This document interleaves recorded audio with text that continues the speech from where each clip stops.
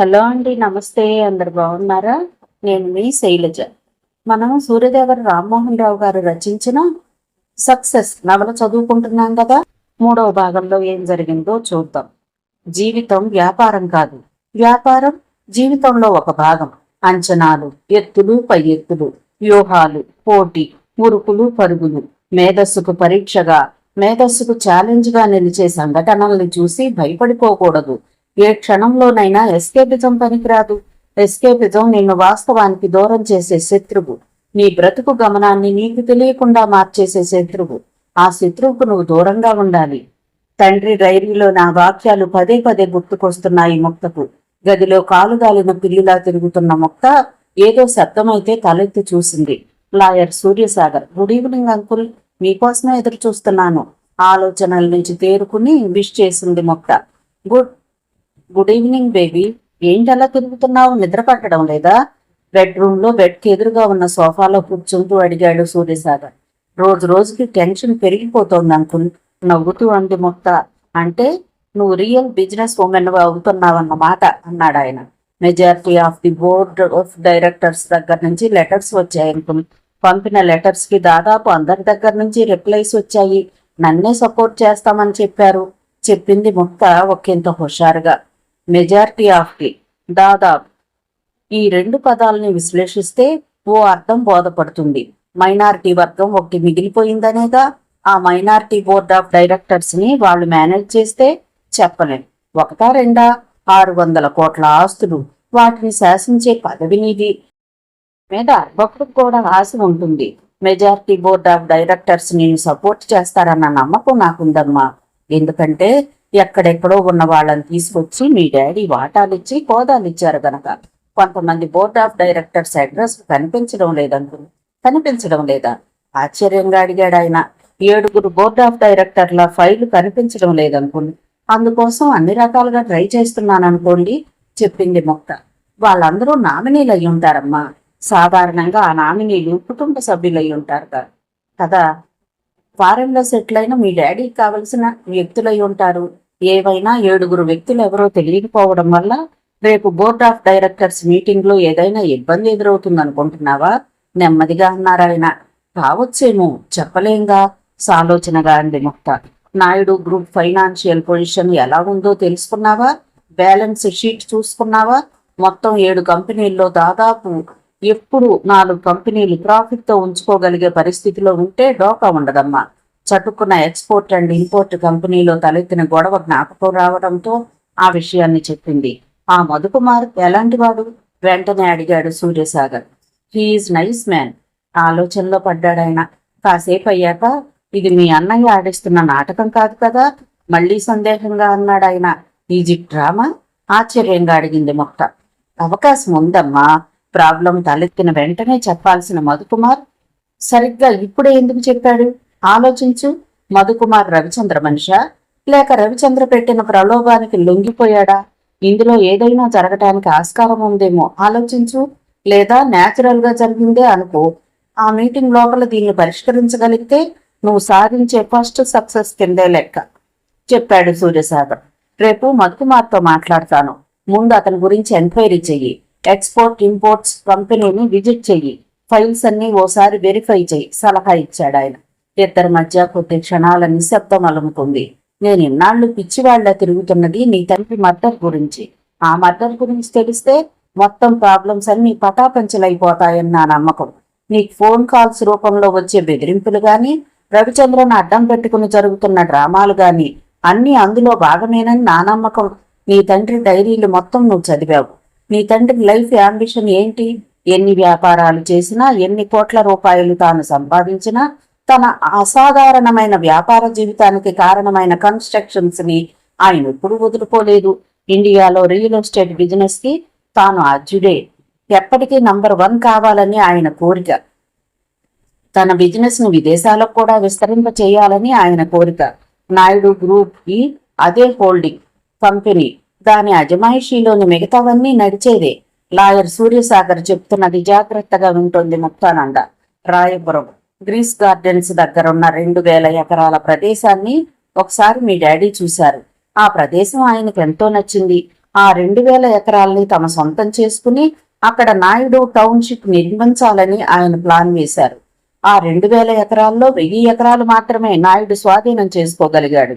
మిగతా 1,000 ఎకరాలు పొందే విషయంలోనే గొడవలు జరిగాయని నా అనుమానం. తాను నిర్మించబోయే టౌన్షిప్ ఎలా ఉండాలో ముందుగా జపాన్ నుంచి ఓ ఆర్కిటెక్ట్ ను పిలిపించి మోడల్ టౌన్ ను తయారు చేయించుకున్నారాయన. ఆ సమయంలో ఒక స్త్రీని మీ నాన్నగారు రక్షించారు. ఆమె ఎవరు, ఎందుకు రక్షించవలసి వచ్చింది తెలియదు. మీ నాన్నగారు చాలా గుంభనమైన మనిషి. చాలా రహస్యాలు ఆయనలోనే దాచుకునేవారు తప్ప బయటపడేవారు కాదు. డాడీ మర్డర్ కి నాయుడు టౌన్షిప్ పాలిటిక్స్ కారణం అంటారా? ప్రశ్నించింది ముక్త. అదొక్కటే కారణం కాదు, ఆ వెనక నువ్వు నేను ఊహించలేని ఓ బలమైన కారణం ఉండి ఉండాలని నా నమ్మకం, నెమ్మదిగా చెప్పారాయన. గ్రీస్ గార్డెన్ కి చెందిన ఓనర్లు హైదరాబాద్ లో ఉన్నారా? ప్రశ్నించింది ముక్తానంద. తెలీదు. Board of directors file miss అయిందంటున్నావు కదా, ఆ బెనామీ పేర్లు వాళ్ళవేనేమో. అలాగనుకుంటే ఒక నోటి వరకు వచ్చిన మాట సూర్యసాగర్ గొంతులోంచి బయటికి రాలేదు. తనని తాను కంట్రోల్ చేసుకున్నాడు సూర్యసాగర్. 5 నిమిషాల సేపు సూర్యసాగర్ ఏమీ మాట్లాడలేదు. ఆ తర్వాత మళ్ళీ మాట్లాడడం మొదలు పెట్టాడు ఆయన. డోంట్ వర్రీ బేబీ, ఈ మర్డర్ మిస్టరీని ఛేదించడం నా డ్యూటీ.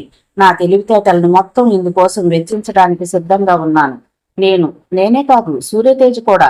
వాడికి చాలాసార్లు చెప్పాను, ఈ రాజకీయ యజ్ఞానికి నేను బలైపోతే నా ఒక్కగానొక్క కోరికను తీర్చమని. ఈ అర్ధరాత్రి వేళ నేను కూడా ఒక్క విషయం అడుగుతానమ్మా, ఆర్ద్రమైన గొంతుతో అడిగాడు ఆయన.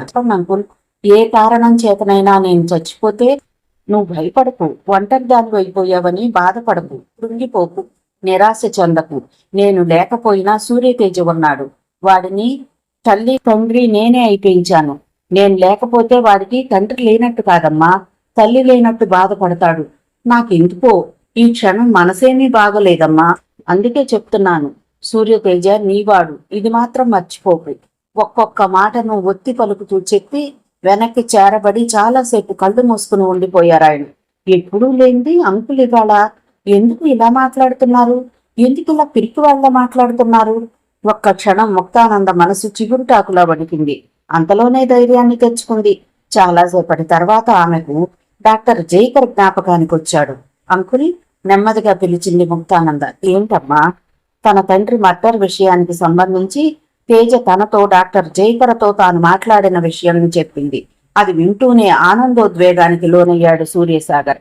నేర పరిశోధనలో న్యూ డైమెన్షన్, క్రైమ్ ఇన్వెస్టిగేషన్ లో ఈ సరికొత్త కోణం గురించి విని ఆశ్చర్యపోయాను. హంతకుడి ఆకారం హతుని రెటీనాపై ముద్రింపబడి ఉండటం అన్నది, తద్వారా నేర పరిశోధన అన్నది ఇంతవరకు ఇండియాలో లేదు. ఫోటోగ్రఫీ అనే ఫోరెన్సిక్ మెథడ్ ఇప్పుడు మనకు హంతకుణ్ణి పట్టించిపోవచ్చు.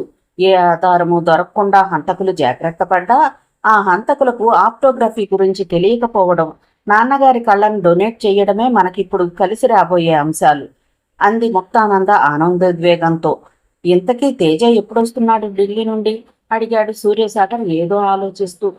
రాత్రి కూడా తేజ ఫోన్ చేస్తే నాకు బెదిరింపు కాల్స్ వస్తున్నాయని చెప్పాను. ఆ బెదిరింపు కాల్స్ చేసేవారిని పట్టుకునే ఆయుధం కూడా ఉంది. దానికోసమే ప్రయత్నిస్తున్నాడేమో గాని ఆ ప్రయత్నం ఏమిటన్నది తాను ఖచ్చితంగా ఎప్పుడొచ్చేది చెప్పలేదు. But any moment he may come అంది ముక్తానంద తనలో రేగుతున్న ఆతృతను కప్పిపుచ్చుకుంటూ. ఎక్కడో పడ్డ చిన్న పీటముడి, అది విడిపోతే శత్రువర్గం బయటపడిపోతుంది. ఎలా దాన్ని విప్పటం? రాత్రంతా దాన్ని గురించే నిద్రలేమితో ఆలోచిస్తూ ఉండిపోయాడు సూర్యసాగర్. తేజ రాక కోసం ఎంతో ఆతృత చెందుతున్న ముక్తానంద కూడా తెల్లవారుజాము వరకు నిద్రపోలేకపోయింది. మరుసటి రోజు నుంచి 30 సంవత్సరాల ఫైల్స్ ని రాత్రింబవళ్లు ఏకదీక్షతో స్టడీ చేయటం మొదలుపెట్టింది ముక్త. కనీసం నిద్రాహారాల విషయం కూడా మర్చిపోయింది.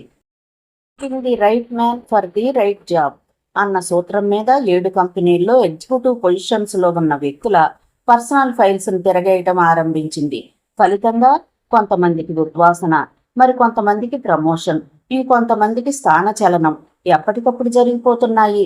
తన తండ్రి జాలితో వదిలేసిన అవినీతి, అసమర్థపు సిబ్బందికి షోకాజ్ నోటీసులు వెళ్లడం శరవేగంతో జరిగిపోతున్నాయి. 7 4 కాదు, మొత్తం 7 కంపెనీలు లాభాల బాటలో నడవాలని వాటిలోని లోతుపాతులను క్షుణ్ణంగా పరిశీలించసాగింది. దాంతో 7 కంపెనీల సిబ్బందిలో టెన్షన్ పెరిగిపోయింది. మనం 2.5 కోట్లు నష్టం భరించక తప్పదా? తప్పేట్లేదు మేడం. మరోసారి ఆలోచించి చెప్పండి. అన్ని రకాలుగా ఆలోచించి చూశాను మేడం. స్క్రాప్గా మనం అమ్మేసిన 50 లక్షలు తప్ప అంతకంటే ఒక్క పైసా కూడా ఎక్కువ రాదు మేడం. మీరు ఒక వారం రోజులు లీవ్ పెట్టండి. I will tackle the matter. ఆ మాటకు మధుకర్ హర్ట్ అయ్యాడు. Okay madam. మీకు నా మీద నమ్మకం లేకపోతే నేను రాజీనామా చేస్తాను. మిమ్మల్ని రాజీనామా చెయ్యమని అడగలేదు. క్రిటికల్ కండిషన్ని అర్థం చేసుకోమంటున్నాను. I know madam.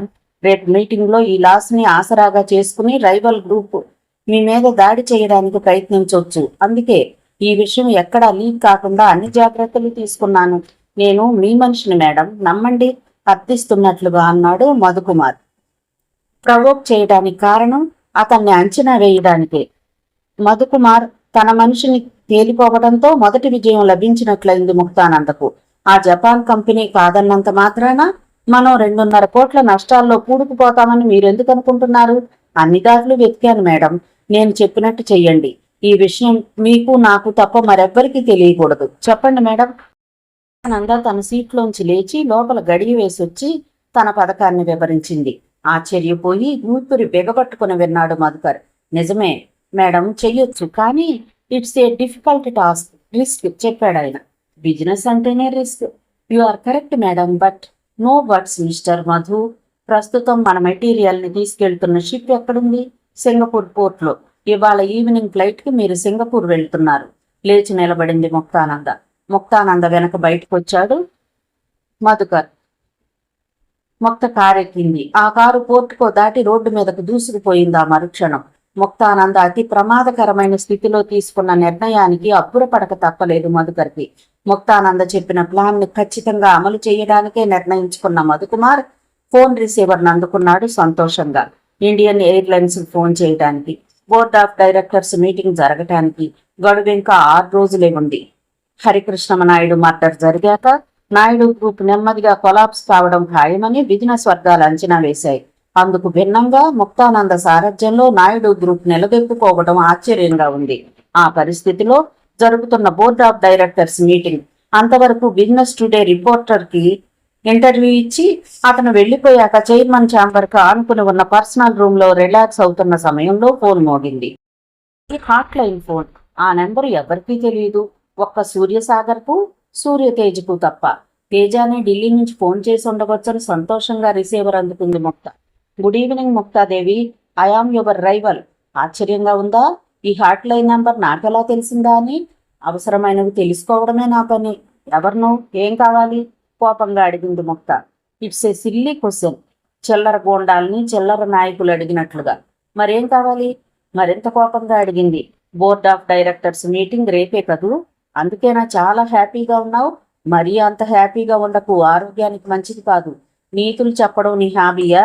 ఆ మాటకు అవతల గొంతులో నుంచి నవ్వు వినిపించింది. పాయింట్కి వచ్చేస్తున్నాను బేబీ. రేపేం చేస్తున్నావు? అంటే నా మినిట్స్ నువ్వు డిక్టేట్ చేస్తావా? ఎస్ ముక్తానంద, బాగా గ్రహించావు. రేపు సరిగ్గా 11 గంటలకు జరగబోయే మీటింగ్ ప్రారంభమైన 10 నిమిషాల్లో నువ్వు నీ ఓటమిని అంగీకరిస్తూ రాజీనామా చేయాలి. వింటున్నావు కదూ? నేను ఓడిపోలేదు, ఓడిపోను. You must know that. ఆహా, అలాగా, చూద్దాం. రేపు సరిగ్గా 11:10 నిమిషాలకు నువ్వు రిజైన్ చేస్తున్నావు. చేయకపోతే సరిగ్గా 12 గంటలకు నా పవర్ నీకు తెలుస్తుంది. గుర్తుంచుకో. సీయూ. టక్కున ఫోన్ పెట్టేసిన చప్పుడు. ఎవడు వీడు? మరీ క్రూరంగా, మరీ సౌమ్యంగా లేని విలక్షణమైన గొంతు. వీడు తండ్రి రైవలా? తన రైవలా? ఎందుకోసం తన్ని చైర్మన్ పదవి నుంచి రిజైన్ చేయమంటున్నాడు? అంటే రవిచంద్ర మనిషేనా? వీడెవడో రవిచంద్రకు బాగా తెలుసా? ఇదంతా రవిచంద్ర ఎత్తుగడలో ఒక భాగమా? తనని బోర్డ్ ఆఫ్ డైరెక్టర్స్ మీటింగ్ లో ధైర్యంగా ఎదుర్కోలేక చివరి ప్రయత్నంగా రవిచంద్ర సంధించిన అస్త్రమా? రాజీనామా చేయకపోతే ఏం చేస్తాడు వీడు? అదేదో తేల్చుకోవాలనే మొండి ధైర్యానికి వచ్చేసింది అప్పటికప్పుడే. ముక్తానంద ఉదయమే నిద్రలేచింది. అప్పటికే సూర్యసాగర్ అక్కడ లేడు. టేబుల్ మీద ఎల్లో పేపర్ మీద చిన్న లెటర్, దాని కింద సూర్యసాగర్ సంతకం ఉన్నాయి. ముక్త, అర్జెంట్ పని మీద బయటికెళ్తున్నాను. మధ్యలో మనం కలుసుకోకపోయినా మీటింగ్ సమయానికి నేను నీ సమక్షంలో ఉంటాను. ఆ లెటర్ చూశాక నిండుగా ఊపిరి పీల్చుకుంది ముక్తానంద. ఉదయం సరిగ్గా 9 గంటలైంది. నేల రంగు చీర, జాకెట్టు, తీర్చిదిద్దిన కాటుక కనులు, తలస్నానం చేయటం వల్ల గాలికి ఎగురుతున్న పొడవాటి ఒత్తైన జుట్టు, స్కిన్ కలర్ లిప్స్టిక్ ఆకర్షణ. ఒకే వంక పెట్టేలా ఉంది ముక్క. తండ్రి చిత్రపటం ముందు నిల్చుని 2 చేతులతో నమస్కరించిందామె. డాడీ, నేను విజయం సాధిస్తానని నాకు నమ్మకం ఉంది, కానీ శత్రువులను ఎదుర్కొనే ధైర్యాన్ని ప్రసాదించు అని కోరుకుంది మనసులోనే. బ్రేక్ఫాస్ట్ పూర్తి చేసుకుని బయటకు వచ్చింది ముక్తానంద. అప్పటికే కారు దగ్గర సిద్ధంగా ఉన్నాడు నట్వర్ బహదూర్. పోర్టికోలో కారు దిగి తన కోసం హాల్లో ఎదురు చూస్తున్న ప్రెస్ రిపోర్టర్స్, ఫోటోగ్రాఫర్స్ దగ్గరకెళ్లి వారిని విష్ చేసింది ముక్తానంద. ఇవాళ జరిగే అతి కీలకమైన సమావేశంలో విజయం ఎవరిని భరిస్తుందని మీరనుకుంటున్నారు? ఓ విలేకరు ప్రశ్నించాడు. Success always with me, confident గా చెప్పి నవ్వుతూ ముందుకెళ్లిపోయిందామె. సరిగ్గా 11 గంటలైంది. తన ఛాంబర్లోంచి బయటకు వచ్చింది ముక్తానంద. తనను బాహాటంగా సమర్థించే బోర్డ్ ఆఫ్ డైరెక్టర్లు, company chartered accountants, general manager, finance manager, chief personal officer వెంటరాగా హోందాగా అందరినీ విష్ చేస్తూ కాన్ఫరెన్స్ హాల్లో అడుగు పెట్టింది ముక్తానంద. చైర్మన్ రాకకు గౌరవ సూచకంగా అందరూ లేచి నిలబడ్డారు. పలకరింపులు. ఆనంద పేరు వినటమే గాని ఆమెను ఎప్పుడూ చూడని బోర్డ్ ఆఫ్ డైరెక్టర్లలో కొందరు ఆమె అందాన్ని కన్నార్పకుండా చూస్తున్నారు. కాన్ఫరెన్స్ హాల్ గేటు దగ్గర తీర్చిదిద్దిన క్రమశిక్షణకు నిదర్శనంగా రోమన్ విగ్రహంలా నిలబడి ఉన్నాడు నట్వర్ బహదూర్. చేతిలో రైఫిల్తో తన సీట్లో కూర్చుని తనకెదురుగా 2 వరుసల్లో ఉన్న కుర్చీల వైపు చూసింది ముక్తానంద. రవిచంద్ర, లాయర్ అరవిందరావు, రఘునాథ్ అక్కడ ఉండటంతో ఒక్కసారి షాక్ వింది. తిరిగి అంతలోనే సర్దుకుని తన ముందున్న ఫైల్ను ఓసారి తిరగేసింది. దాంతో వాళ్ళెలా బోర్డ్ ఆఫ్ డైరెక్టర్స్ మీటింగ్లోకి రాగలిగింది అర్థం చేసుకుంది. 3 డైరెక్టర్స్ ని రాత్రికి రాత్రి కొనేసి వాళ్లతో నామినేట్ చేయించుకుని మీటింగ్ లో పాల్గొనే అర్హత సంపాదించుకున్నారన్నమాట. కేవలం క్వశ్చన్ రైజ్ చేయటానికే తప్ప ఓటింగ్ హక్కుండని ఆ నామినేటెడ్ డైరెక్టర్స్ ను చూసి చిన్నగా నవ్వుకుంది. లాయర్ సూర్యసాగర్ కోసం మెయిన్ గేట్ వైపు చూసింది ముక్తానంద. ఎక్కడా చూపి లేదు. అదే సమయంలో మెయిన్ గేట్ దగ్గర నిల్చున్న నట్వర్ బహదూర్ దగ్గరకు ఓ కొరియర్ సర్వీస్ వ్యక్తి వచ్చి ఒక పార్సిల్ ఇచ్చాడు. నట్వర్ బహదూర్ ఆ పార్సిల్ ను చెక్ చేసి ముక్తానంద దగ్గరకు వచ్చి ఆమె టేబుల్ మీద ఆ పార్సిల్ ను పెట్టాడు. అందమైన గులాబీ రంగు కవరు. ఆసక్తిగా ఆ పార్సెల్ ను విప్పింది ముక్తానంద. పెద్ద సైజు గులాబీ గుత్తులు 5 ఉన్నాయి. అందులో వాటి మధ్య ఒక పేపర్. ఆ పేపర్ ని తీసుకుంది. మై డియర్ ముక్తా, నువ్వు సాటి నాకు కూడా కొంత చోటిస్తావని, నీ సూర్యతేజ. ఆ పేపర్ ను చదువుకుని హాయిగా మనస్సులోనే నవ్వుకుంది ముక్త. తల తిప్పి కొంచెం దూరంలో వినయంగా నిల్చున్న కంపెనీ సెక్రటరీ వైపు చూసింది. అతను ఎజెండాను వినిపించడానికి ముందుకొచ్చాడు. సరిగ్గా 11 గంటల 10 నిమిషాలైంది. ముక్తానందకు చటుక్కున ఎందుకో ఎనిమి ఫోన్ కాల్ గుర్తుకొచ్చింది. ఆమె ముఖం గంభీరంగా మారింది. కంపెనీ సెక్రటరీ రిపోర్ట్ చదివాడు. అందులో భాగంగా హరికృష్ణమనాయుడు వీలునామాను, కోర్టు ఉత్తర్వును వినిపించి నాయుడు గ్రూప్ కింద నడుస్తున్న కంపెనీలు గత ఆర్థిక సంవత్సరంలో సాధించిన అభివృద్ధిని వివరించాడు. వాటి ప్రస్తుత ఆర్థిక పరిస్థితిని వివరించాడు. ఒక సభ్యుడు లేచి నిలబడ్డాడు. అందరినీ విష్ చేశాడు. హరికృష్ణమనాయుడు గారు మన మధ్య లేకపోవటం బాధాకరమైన విషయం. మొదటి నుంచి నాయుడు గ్రూప్ పటిష్టంగా నడవాలంటే chairman and managing director, board of డైరెక్టర్లలోంచి అర్హుడైన ఒక వ్యక్తి ఉండాలని, మహిళలు ఉండకూడదని ఆయనే స్వయంగా తీర్మానించారు. దానిని మనమందరం సమర్థిస్తూ ఓటు వేశాం. కానీ ప్రస్తుత పరిస్థితి అందుకు విరుద్ధంగా ఉంది. లేట్ హరికృష్ణమనాయుడు తన తదనంతరం నాయుడు గ్రూప్ కి తన కుమార్తెను గాని మరి ఏ ఇతర మహిళను గాని చైర్మన్ గా చెయ్యాలని కోరుకుంటున్నట్లు ఆయన ఇప్పుడు ప్రకటించలేదు. నాయుడు గారి కుమార్తె ముక్తానంద గారి మీద నాకు ద్వేషం లేదు, కానీ ఈ విషయంలో మిగతా సభ్యుల అభిప్రాయం నాకు కావాలి. కూర్చున్నాడు ఆయన. ఇంకొక సభ్యుడు లేచి నిలబడ్డాడు. చూడండి రెడ్డప్ప గారు, చైర్మన్ తన ఇష్టాయిష్టాల్ని ప్రతి ఒక్క డైరెక్టర్ తోనూ చర్చించాల్సిన అవసరం లేదు. తాను అనుకున్న వ్యక్తిని చైర్మన్ గా చేసే అధికారం, హక్కు ఆయనకుంది. అందుకే వీలునామా రాశారు అని చెప్పారు. ఈ వీలునామా హరికృష్ణమనాయుడే రాశారని ఏంటి నమ్మకం? ప్రశ్నించాడు రెడ్డప్ప. కోర్టు నమ్మింది. మనగా నియమింపబడ్డ వ్యక్తి తన ప్రతిభా సామర్థ్యాలను నిరూపించుకోవడంతో పాటు మెజారిటీ బోర్డు డైరెక్టర్లో ఆమోదము పొందాలని కోర్టు ఉత్తర్వుల్లో ఉంది. మీరు మరోసారి ఆ ఉత్తర్వులు చదువుకోండి, ఇంకో సభ్యుడు శ్రీనివాసరెడ్డి చెప్పాడు. ఆమోదం పొందడం అంటే ఎవరో ప్రశ్నించారు. ప్రస్తుత చైర్మన్ పనితీరును మనం గుర్తించడం. ఆ సమయంలో లాయర్ అరవిందరావు లేచి నిలబడ్డాడు. అందరి వైపు చూశాడు ఒకసారి. కంపెనీకి చెందిన మాజీ సీనియర్ లీగల్ అడ్వైజర్గా నామినేటెడ్ డైరెక్టర్గా చెప్పాలనుకుంటున్నాను. హరికృష్ణమనాయుడు తన కుమార్తెను చైర్మన్గా పెట్టాడా, కొడుకుని చైర్మన్గా పెట్టాడా అన్నది కాదు ప్రస్తుత సమస్య. హరికృష్ణమనాయుడు ఆశయాల మేరకు, బోర్డ్ ఆఫ్ డైరెక్టర్ల నమ్మకం మేరకు చైర్మన్గా నియమింపబడిన వ్యక్తి పనితీరు మనకు కావాలి. అందుకు చైర్మన్గా నియమింపబడిన కుమారి ముక్తానంద వచ్చిన తర్వాత మన కంపెనీలు సాధించిన ఆర్థిక పరిస్థితి చర్చించుకుంటే బాగుంటుంది. కూర్చున్నారాయన. ముక్తానంద చైర్మన్గా వచ్చి ఎంతో కాలం కాలేదు. ఈ కొద్ది కాలంలో ఆమెకు కంపెనీల పరిస్థితిని అర్థం చేసుకోవడానికే టైం సరిపోదు. ఇంకో సభ్యుడు సమర్థించాడు. నేను అడుగుతున్నది ఈ 3 నెలల కాలంలో కోట్ల రూపాయలు మనం సంపాదించామా లేదా అన్నది కాదు.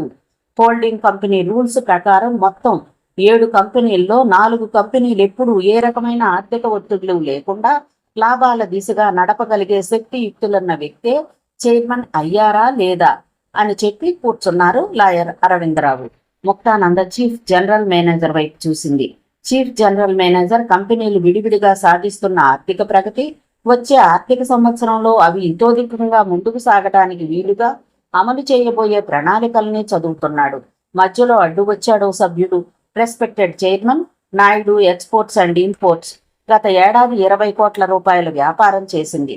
మరి ఈ ఏడాది ఏం చేస్తుందో చెప్పడానికి ఆ మేనేజింగ్ డైరెక్టర్ గారు మీటింగ్లో లేరు. పర్టికులర్గా అతి ఇంపార్టెంట్ మీటింగ్కి అతి కీలకమైన వ్యక్తి ఎందువల్ల హాజరు కాలేదో తెలుసుకోవాలి అనుకుంటున్నాను. అలా ప్రశ్నించిన సభ్యుడు అమృతలాల్. దీనికి చైర్మన్ గారు జవాబు చెప్పాలి. ఇంకో సభ్యుడు రెట్టించాడు. ఎక్స్పోర్ట్ అండ్ ఇంపోర్ట్ కంపెనీకి చెందిన ఫైల్ అందుకుంది ముక్త. ప్రస్తుతం జపాన్ కంపెనీతో మనం కుదుర్చుకున్న వ్యాపార ఒప్పందం మేరకు ఆ కంపెనీ ఎండీతో చర్చించడానికి అర్జెంటుగా మేనేజింగ్ డైరెక్టర్ మధుకుమార్ జపాన్ వెళ్లారు, చెప్పింది ముక్త. రఘునాథ్ లేచి నిలబడ్డాడు. చైర్మన్ ముక్తానంద చాలా ముఖ్యమైన విషయాన్ని దాచడానికి ప్రయత్నిస్తున్నారని తెలపటానికి చింతిస్తున్నాను. Naidu exports and import company Japan కంపెనీతో కుదుర్చుకున్న ఒప్పందం మాట నిజమే, కానీ ఆ కంపెనీ మేనేజ్మెంట్ మారింది. దాంతో వాళ్ళు మన ఆర్డర్ను, మనతో వారి కాంట్రాక్టును రద్దు చేసుకున్నారు. దీనివల్ల మనం 2 కోట్ల రూపాయల నష్టాన్ని భరించక తప్పని పరిస్థితిలో ఉన్నాం. అవునంటారా కాదంటారా? ఈ విషయం మధుకుమార్కి తనకు తప్ప మరెవ్వరికి తెలియదు.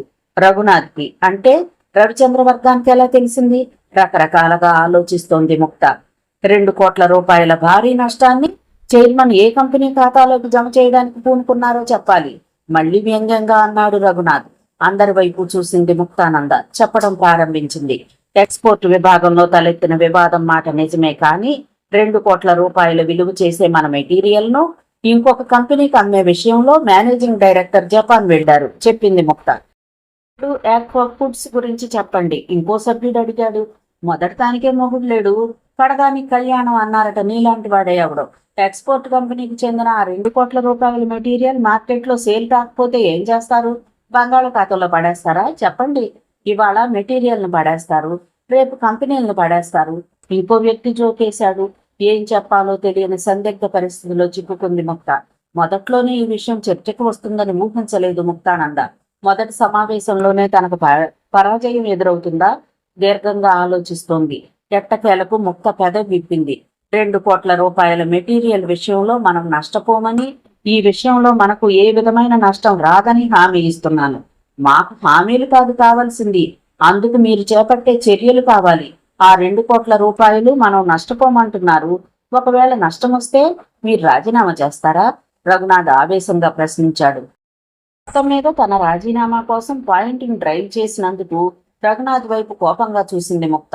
ఆమె చూపుల్లో వ్యక్తమైన ఆగ్రహాన్ని చూసి చటుక్కున చూపులు మరల్చుకున్నాడు రఘునాథ్. ఒకసారి పెద్ద తప్పు చేసి కంపెనీలోంచి గెంటివేయబడ్డ లంచగొండి మీరు. నామినేట్ అయి వచ్చి ఇష్టం వచ్చినట్లు మాట్లాడకండి. షట్ యువర్ మౌత్, సీరియస్ గా అంది ముక్త.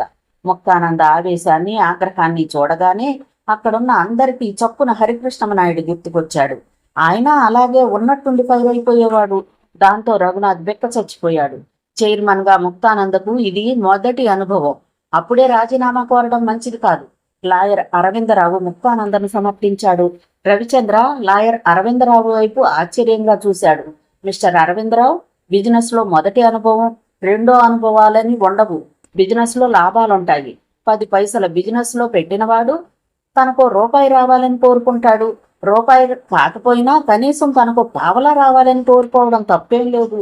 మనం పెట్టిన వాటాలకు ఎప్పటికప్పుడు తన తెలివితేటలతో న్యాయం చేకూర్చి మనకు లాభాలను చేకూర్చాడు కాబట్టే హరికృష్ణ నాయుడిని మనం గౌరవించాం, చైర్మన్ గా చేస్తూ వచ్చాం. చైర్మన్ పోస్ట్ హోదాకే కాదు, లాభాలకు కూడా లేకపోతే ఆ పోస్ట్ లో నాలాంటి వాడెవడైనా కూర్చోవచ్చు. లక్ష్మీనాథం అనే డైరెక్టర్ ఆవేశంగా చెప్పి అందరి వైపు చూసి, ఒక ఆపద ఎదురయ్యే సమయంలోనే అలర్ట్ గా ఉండాలి. ఈ సమయంలో చైర్మన్ ముక్తానంద ఒక్క పైసా నష్టం రాకుండా చేస్తే ఆమె చైర్మన్ గా ఉండటానికి అర్హురాలని నేను ఒప్పుకుంటాను. లేని పక్షంలో ఆమె తన అపజయానికి బాధ్యత వహిస్తూ గౌరవంగా పదవిలోంచి తప్పుకోవాలని కోరుతున్నాను. కూర్చున్నాడు లక్ష్మీనాథం. ముక్తానంద ఇలాంటి పరిస్థితుల్లో ఇరుక్కున్నందుకు కొంతమందికి జాలిగా ఉంది, మరి కొంతమందికి ఆనందంగానూ ఉంది. కాగల కార్యం గంధర్వులే తీరుస్తారన్న ధైర్యంతో మౌనంగా కూర్చున్నాడు రవిచంద్ర. తలంచుకుని ఆలోచిస్తోంది ముక్త. ఈ సవాల్ని తను ఎలా ఎదుర్కోవాలి? తాను అనుకున్నది అనుకున్నట్టుగా జరిగితే విజయం తనదే అవుతుంది. లేని పక్షంలో తనకు రాజీనామా శరణ్యమా? ముక్తానంద లేచి నిలబడింది. రెస్పెక్టెడ్ జెంటిల్మెన్, ఎక్స్పోర్ట్ కంపెనీ 2 కోట్ల రూపాయల నష్టం వచ్చే పరిస్థితిలో మీరెవరూ మరో మాట మాట్లాడకుండానే నేను ఆ పదవికి రాజీనామా చేస్తాను అంది ఆవేశంగా ముక్త. తేజ అంటే అలా ఉండాలి. ఎవరో కామెంట్ చేశారు. అయితే ఎండి మధుకుమార్ ఎక్కడున్నాడు? ఆయన కాంటాక్ట్ చేయండి, రఘునాథ్ సలహా ఇచ్చాడు. I say shut your mouth. నీకు నైతిక విలువలు ఎక్కడున్నాయి? కంపెనీ ఒకరికి సప్లై చేయమంటే మరొకరికి సప్లై చేసి కోట్లు గడించావు. That record is with me.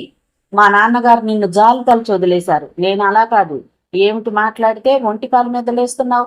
నేను ఇప్పుడు తలుచుకుంటే ఇక్కడికిక్కడే నిన్ను అరెస్ట్ చేయించగలను అని రఘునాథ్ కేసు కోపంగా అని చీఫ్ జనరల్ మేనేజర్ వైపు తిరిగి పోలీస్ కమిషనర్ ని లైన్లోకి తీసుకోండి అంది ఆగ్రహంతో.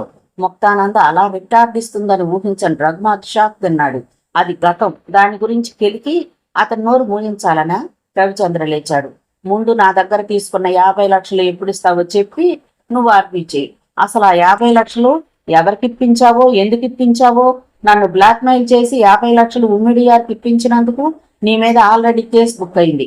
పనిలో పని నిన్ను కూడా అరెస్ట్ చేయించనా? గాజులు తొడుక్కున్నాను అనుకున్నావా? ప్రతి వాళ్ళు రెచ్చిపోతున్నారు. నా చేతులకున్నది గాజులు కాదు, ప్రత్యర్థుల్ని మట్టి కరిపించే కంకణాలు. Hold ever tongue. భద్రకాళిలా లేచింది ముక్త. అక్కడున్న అందరూ అవాక్కైపోయారు ఆమె ఆగ్రహానికి. తనే చెక్ ఇచ్చినట్లు, బలవంతంగా తీసుకున్నట్లు ఆల్రెడీ కేసు బుక్ చేసి ఉంచిందా తన చెల్లెలు. రవిచంద్రకు కళ్ళు బైర్లు కమ్మాయి. రఘునాథ్ లాగే తాను చప్పును చల్లబడిపోయి కూర్చుండిపోయాడు. సమాధానం చెప్పకుండా, ఫలితాలు చూపకుండా బెదిరిస్తే సరిపోతుందా? అరవిందరావు షాక్ నుంచి తేరుకుంటూ అన్నాడు. బెదిరిస్తున్నది నేను కాదు, మీరు. మాట్లాడితే రిజైన్ చేయండి అంటున్నారు. ఏంటి తమాషానా? నాకు అసలు సమాధానం చెప్పే అవకాశం ఇచ్చారా? నీ క్రిమినల్ బ్రెయిన్ అరవటానికి పనికొస్తుందేమో కానీ ఓటింగ్కి పనికిరాదు.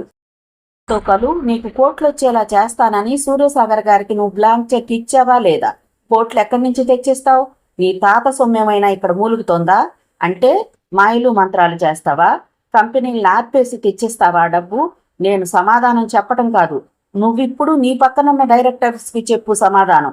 మీరు అనిపించుకోవలసిన వారు నాతో ఏకవచన ప్రయోగం చేయించుకునే స్థితికి దిగజారిన మీరు నన్ను నిలదీస్తారా? కమాన్, ఐఆమ్ ఛాలెంజింగ్.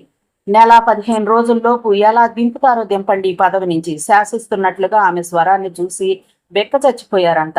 కొద్ది క్షణాలు అక్కడ లోతైన నిశ్శబ్దం.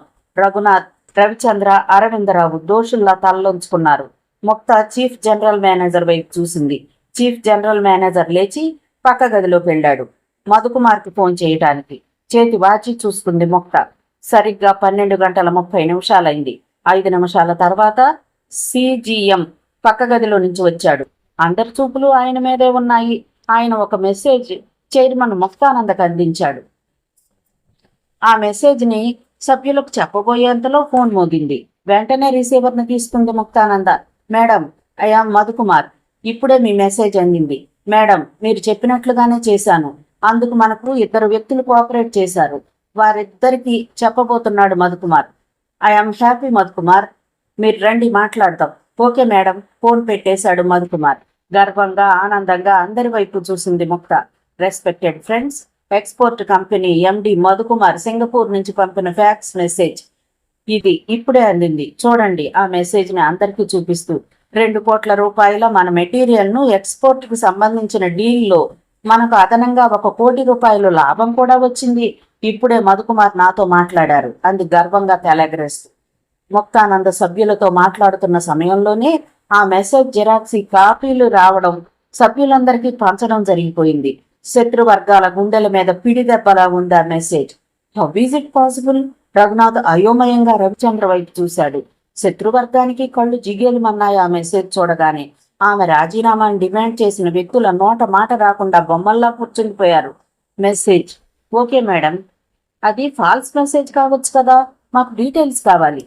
లోకనాథం ఉక్రోషంగా అడిగాడు. డీటెయిల్స్ కావాలంటే రేపటి వరకు వెయిట్ చేయండి, అప్పుడు ఫాల్స్ మీరో నేనో తెలుస్తుంది. క్షణం కిందట నష్టం అనుకున్నది ఇప్పుడు లాభంగా మారింది. 2 కోట్ల రూపాయల మెటీరియల్ 3 కోట్ల రూపాయలకు అమ్ముడుపోవడంతో అదనంగా ₹1,00,00,000 మన చైర్మన్ మనకు లాభంగా చూపించారు. మొట్టమొదటి సమావేశానికి మన చైర్మన్ ముక్తానంద సాధించిన ఘన విజయం ఇది. సభ్యులందరి తరపున మన చైర్మన్ కు శుభాకాంక్షలు తెలియజేస్తున్నాను. సిజిఎం మాట్లాడుతున్నాడు. అదే సమయంలో ముక్తానంద కళ్ళెత్తి రవిచంద్ర వైపు చూసింది. రవిచంద్ర ముభావంగా కూర్చున్నాడు. 2 నిమిషాలు 3 నిమిషాలు సీట్లోంచి రవిచంద్ర లేచి నిలబడ్డాడు. తర్వాత లాయర్ అరవిందరావు ఇంకొంతమంది అవమాన భారంతో ఆ హాల్లోంచి బయటకు వెళ్లిపోయారు. మౌనంగా బయటకు వెళ్లిపోతున్న వారిని చూసి మనసులోనే నవ్వుకుంది ముక్త. చీఫ్ జనరల్ మేనేజర్ మళ్లీ సభ్యుల తదుపరి సమావేశం త్వరలోనే జరుగుతుందని ప్రకటించాడు. మిగతా సభ్యులు ముక్తానందను అభినందించారు. మేడం, ఇవాళ సాధించింది ₹1,00,00,000 విజయం. ఎవరో వ్యాఖ్యానించారు, మీ డాడీ లాగానే మీరు కూడా గుంభనమైన మనిషి. I congratulate you. ఇంకొకరి అభినందన. వరుస ప్రశంసలు, అభినందనలు. బోర్డ్ ఆఫ్ డైరెక్టర్ల మీటింగ్ లో చైర్మన్ గా మీ సత్తా చూపించినందుకు అంటూ ఎవరో చేతికి పూలదండనందిస్తూ ఉన్నారు. బోర్డ్ ఆఫ్ డైరెక్టర్ల సమావేశంలో మెజారిటీ సభ్యుల ఆమోదం ముక్తానందకే లభించిందన్న వార్త క్షణాల్లో పాకిపోయింది. నాయుడు కన్స్ట్రక్షన్స్ హోల్డింగ్ కంపెనీ కింద పనిచేసే మిగతా 6 కంపెనీల సిబ్బంది దిగ్భ్రాంతికి గురయింది. ఏదో ఆడపిల్ల, పైగా చుట్టూ శత్రువులు, ఏం చేస్తుందిలే అనుకున్న వాళ్లకు ఆమె విజయం వాగ్దాటి వెంటనే జీర్ణం కాలేదు. ఎత్తుకు పై ఎత్తు వేయడం, ప్రత్యర్థుల తప్పుల్ని సందర్భానుసారంగా బయటకు లాగి నోరు మోయించటం అంతా అందరికీ తెలిసిపోయింది. ఎవరికి వారే ఉలిక్కి పడ్డారు. పిచ్చి వేషాలు వేస్తే నిర్దాక్షిణ్యంగా పీకేస్తుందని అర్థం చేసుకున్నారు. వరుసగా అభినందనలు, పలకరింపులు, ఫోన్లు రిసీవ్ చేసుకుంటూ తాను అందరికీ సమాధానాలు చెప్తోంది. మధ్యలో ప్రెస్ క్లబ్ నుంచి బిజినెస్ రిపోర్టర్లు ఇంటర్వ్యూల కోసం. మరో అరగంట తర్వాత కాన్ఫరెన్స్ హాల్లో ముక్తానంద మాత్రమే మిగిలి ఉంది. అంతవరకు దూరంగా మౌనంగా నిలబడిన నట్వర్ బహదూర్ గబగబా నడిచొచ్చి చేతిలోని పూలమాలను గౌరవంగా ముక్తకు అందించాడు. ముక్త కళ్ళల్లో తృప్తి, ఆనందం. మీ శత్రువులు ఎన్నో ప్లాన్లు వేసుకుని వచ్చారు, వాళ్ళందరినీ భలే దెబ్బ కొట్టారమ్మా నవ్వుతూ అన్నాడు. ఇది విజయమైతే ఇది చాలా చిన్న విజయం బహదూర్, నెమ్మదిగా అంది ముక్త. అధికారం, అవసరం, అస్తిత్వమే అన్నీ నేర్పుతాయేమో.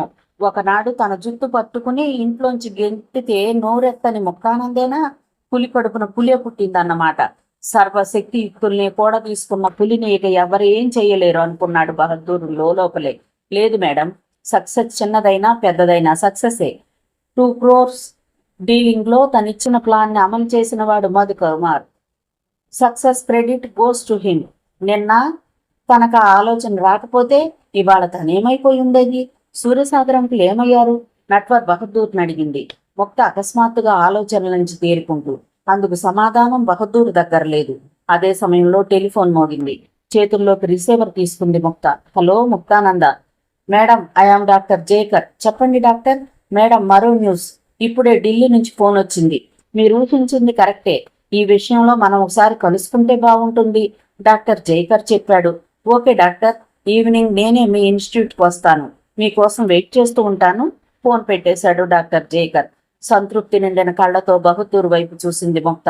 మేడం, మీ పర్సనల్ రూమ్ లో లంచ్ ఏర్పాట్లు చేశాను చెప్పాడు బహదూర్. ఓకే అంటూ పర్సనల్ రూమ్ వైపు వెళుతూ, బహదూర్ ఒకసారి గెస్ట్ హౌస్ ఫోన్ చెయ్యి, అంకుల్ ఉంటే ఫోన్ ఇవ్వు చెప్పి ముందుకు అడుగేసింది. 15 గంటల తర్వాత బహదూర్ ముక్త దగ్గరికి వెళ్ళాడు. Madam, guest house phone lift చేయడం లేదు. సర్వెంట్ మెయిడ్ ఏమైంది? అవుట్ హౌస్ లో ఉందేమో. సూర్యసాగరంకులు ఏమై ఉంటారు? ఆలోచిస్తూ పర్సనల్ రూమ్ లో గంటసేపు పడుకుండిపోయింది. లేచి సింక్ లో మొహం కడుక్కుని డ్రెస్సింగ్ టేబుల్ మిర్రర్ లో తనను తాను చూసుకుంటున్న దశలో డోర్ తెరుచుకున్న చప్పుడు కావడంతో తల తిప్పి చూసింది. What Bahadur, any phone calls? No madam, కానీ ఎవరో మీకు కాస్ట్లీ ప్రజెంటేషన్ పంపించారు. రిఫ్రిజిరేటర్ ఎవరో ట్రక్లో తీసుకొచ్చి సెక్యూరిటీలో అప్పగించారు. ఫ్రిడ్జ్ ప్రజెంటేషనా? ఆశ్చర్యపోయింది ముక్త. ఇలాంటివి మామూలే మేడం. ఎంపీగా సెలెక్ట్ అయిన రోజున గాడ్రేజ్ కంపెనీ వాళ్ళు ఇలాగే ఓ ఫ్రిడ్జ్ పంపించారు. ఒకరు డైనారా కలర్ టీవీ పంపించడం నాకు తెలుసు, చెప్పాడు బహదూర్. ఎక్కడుందా ఫ్రిడ్జ్? ఇప్పుడే మీ ఛాంబర్లో పెట్టించాను మేడం. పర్సనల్ రూమ్ లోంచి ఛాంబర్లోకి వచ్చింది ముక్త. లేటెస్ట్ మోడల్ రిఫ్రిజిరేటర్ దూరం నుంచి ముచ్చటగా కనిపిస్తోంది. నెమ్మదిగా అడుగులేస్తూ ముందుకెళ్ళింది ముక్త. హ్యాండిల్ పట్టుకుని డోర్ను ముందుకు లాగింది. రాలేదు. కీస్ లేవా? సెక్యూరిటీ వాళ్ళ దగ్గర ఉంటాయి, ఇప్పుడే తెస్తాను మేడం అంటూ గబగబా వెళ్ళాడు బహదూర్. ఇంతలో ఏదో ఫోన్ మోగింది. టేబుల్ వైపు నడిచి ఫోన్ అందుకుని మాట్లాడుతూ అలవోకగా ఫ్రిడ్జ్ కింద మెరుస్తున్న గ్రీన్ కలర్ కార్పెట్ వైపు చూసింది. సరిగ్గా ఫ్రిడ్జ్ కింద ఏదో ఎర్రటి మరక, ఫ్రిడ్జ్ లోంచి కారుతున్న ఎర్రటి చుక్క, చుక్క చుక్కలుగా కారుతున్న ఎర్రటి నెత్తురు. రిసీవర్ను పడేసి ఫ్రిడ్జ్ వైపు పరిగెత్తింది గాబరాగా. అంతలోనే ఫ్రిడ్జ్ తాళాలతో లోనికి అడుగు పెట్టాడు బహదూర్. బహదూర్, అర్జెంటుగా ఫ్రిడ్జ్ ఓపెన్ చెయ్యి. బహదూర్ తాళం తీసి హ్యాండిల్ని పట్టుకుని ముందుకు లాగాడు. Fridge door తెరుచుకుంది. అందులో తల్లి గర్భంలో పిండం ఉన్నట్లుగా రక్తసిక్తపు మరకలతో తల పక్కకు వాలిపోయి లాయర్ సూర్యసాగర్ శవం. ఆ శవాన్ని చూడగానే కిర్రుమని అరిచింది ముక్తానంద. బహదూర్ డీప్ షాక్ కి లోనయ్యాడు. బోర్డు మీటింగ్ వివరాలు బయటకు పక్కడంతో పేపర్స్ అన్ని నాయుడు గ్రూప్ కి చెందిన వార్తలతో నిండిపోయాయి. నాయుడు గ్రూప్ లో అధికారం కోసం పోరాటం, తండ్రికి తగ్గ కూతురు, అన్నా చెల్లెళ్ల అపార్థాల మధ్య నాయుడు గ్రూప్ అని పేపర్స్ ఎకనామిక్ కాలమ్స్ లో ఎడాపెడా రాసి పడేశాయి. దాంతో హఠాత్తుగా ముక్తానంద ఇమేజ్ పెరిగిపోయింది వాణిజ్య వర్గాల్లో. తండ్రి మరణ వార్త తెలియగానే తేజ షాక్ తిన్నాడు. ఆ వార్తని ముక్తానంద ఫోన్ చేసి చెప్పినప్పుడు నమ్మలేకపోయాడు. మద్రాసు వచ్చి తండ్రి శవాన్ని చూడగానే కుప్పలా కూలిపోయాడు. అప్పుడు అతన్ని ఓదార్చడం ముక్తానంద వంతైంది. ఈసారి కూడా ఏమాత్రం క్లూ దొరకకుండా సూర్యసాగర్ శరీరాన్ని మాంసపు ముద్దలా చేసేశారు. తన తండ్రిని చంపిన హంతకుణ్ణి పట్టించేందుకు ఆర్టోగ్రఫీయే ఆధారమవుతుందని ఆశపడిన తేజకు నిరాశ మిగిలింది. తండ్రి కళ్ళను కూడా ఛిద్రం చేసేశారా హంతకులు. దాపు పిచ్చివాళ్ల అయిన తేజాన్ని ముక్తానంద తల్లిలా ఓదార్చి ఉపశమింపజేసింది. కర్మకాండాలు పూర్తయిపోయాయి. యథావిధిగానే పోలీసులు మర్డర్ కేసును బుక్ చేసుకుని ఇన్వెస్టిగేషన్ ఆరంభించారు. దాని మీద నమ్మకం లేకపోయినా ఇద్దరు పోలీసులకు సహకరించారు. ఈ కేసును కూడా సిబిసిఐడికి ట్రాన్స్ఫర్ చేయించాలని నిర్ణయించడం జరిగింది. ఇది నా తప్పే ముక్త. మీ నాన్నగారి హత్య గురించి త్వరగా ఇన్వెస్టిగేట్ చేసుంటే మా నాన్నగారి హత్య జరిగేది కాదు అన్నాడు భారంగా. తేజ ఒక్కింత తీరుకున్నాక తేజ బలవంతం మీదే బ్రాంచ్ ఆఫీసుల విజిట్ నిమిత్తం బెంగళూరు, కలకత్తా, ముంబై, ఢిల్లీ టూర్ వెళ్ళింది ముక్తానంద. నాయుడు గ్రూప్ కంపెనీ సిబ్బందిలో ఉద్రిక్తత కూడి కట్టుకుంది. హంతకులు ఎవరనేది తెలియకుండా చాప కింద నీరులా మృత్యు ముంచుకొస్తోంది. ముక్తానంద కూడా తీసుకున్న ఆత్మవిశ్వాసంపై ఓ సమ్మెట దెబ్బ. ఈ హత్య రాజకీయాలు ఎక్కడికి దారితీస్తాయి? ఇంకెందరిని బలి తీసుకుంటుంది? తర్వాత హత్య గావింపబడేదెవరు? రవిచంద్ర ఇవన్నీ చేయిస్తున్నాడా? ఏమో. వ్యసనపరుడే కాని అంత క్రూరుడు కాడు. మరి అసలు ఇవన్నీ ఎందుకు జరుగుతున్నాయి? ఎవరు చేయిస్తున్నారు? అంతుపట్టని సందేహాలు. బొంబాయి ఆఫీసులో విజిట్ చేసి మార్నింగ్ ఫ్లైట్ కి మద్రాసు వచ్చింది ముక్తానంద. గెస్ట్ హౌస్ కి రాగానే ముక్తానంద వేసిన మొదటి ప్రశ్న, సూర్యతేజ ఎక్కడ బహదూర్? శ్మశానంలో. శ్మశానంలోనా? ఆ మాటను నమ్మలేకపోయింది ముక్తానంద. అవునమ్మా, ఉక్కు పిండం లాంటి మనిషి తండ్రి మరణాన్ని తట్టుకోలేకపోతున్నాడమ్మా. ఉదయం సాయంత్రం శ్మశానంలో తండ్రి సమాధి దగ్గర గంటలు గంటలు గడుపుతున్నాడు. సమయానికి మీరు కూడా ఊళ్ళో లేరు. మీరుంటే ఆయన కొంత ఓదార్పుగా ఉండేది, చెప్పాడు బహదూర్. గెస్ట్ హౌస్ లోనికి వెళ్లడానికి అడుగేసిన ముక్తానంద ఆ మాటతో మళ్లీ కారెక్కింది. అటు ఇటు చూస్తూ లోనికి నడుస్తోంది ముక్తానంద. శ్మశానంలో సమాధుల పక్క నుంచి నడుస్తున్న ఆమెకు కళ్ల ముందు ఒక్కసారి శత్రువుల దారుణమైన వ్యూహానికి బలైపోయి అనామకంగా ఫ్రిడ్జ్ లో రక్తపు ముద్దలా మిగిలిపోయిన సూర్యసాగర్ జ్ఞాపకానికి వచ్చాడు. నిలువెత్తు జ్వాలల మధ్య కాలిపోయిన ఆయన శరీరం, అది ఒక మహామేధస్సు బలైపోయిన వేళ, ఒక గైడ్, ఒక టార్చ్ బేరర్, ఒక మేధస్సు కొన్ని క్షణాల్లో తన కళ్ల ముందే బూడిదగా మారిపోయింది. ప్రపంచానికి అది కేవలం బూడిద మాత్రమే, కానీ ముక్తానందకు అది ఒక రక్త తిలకం.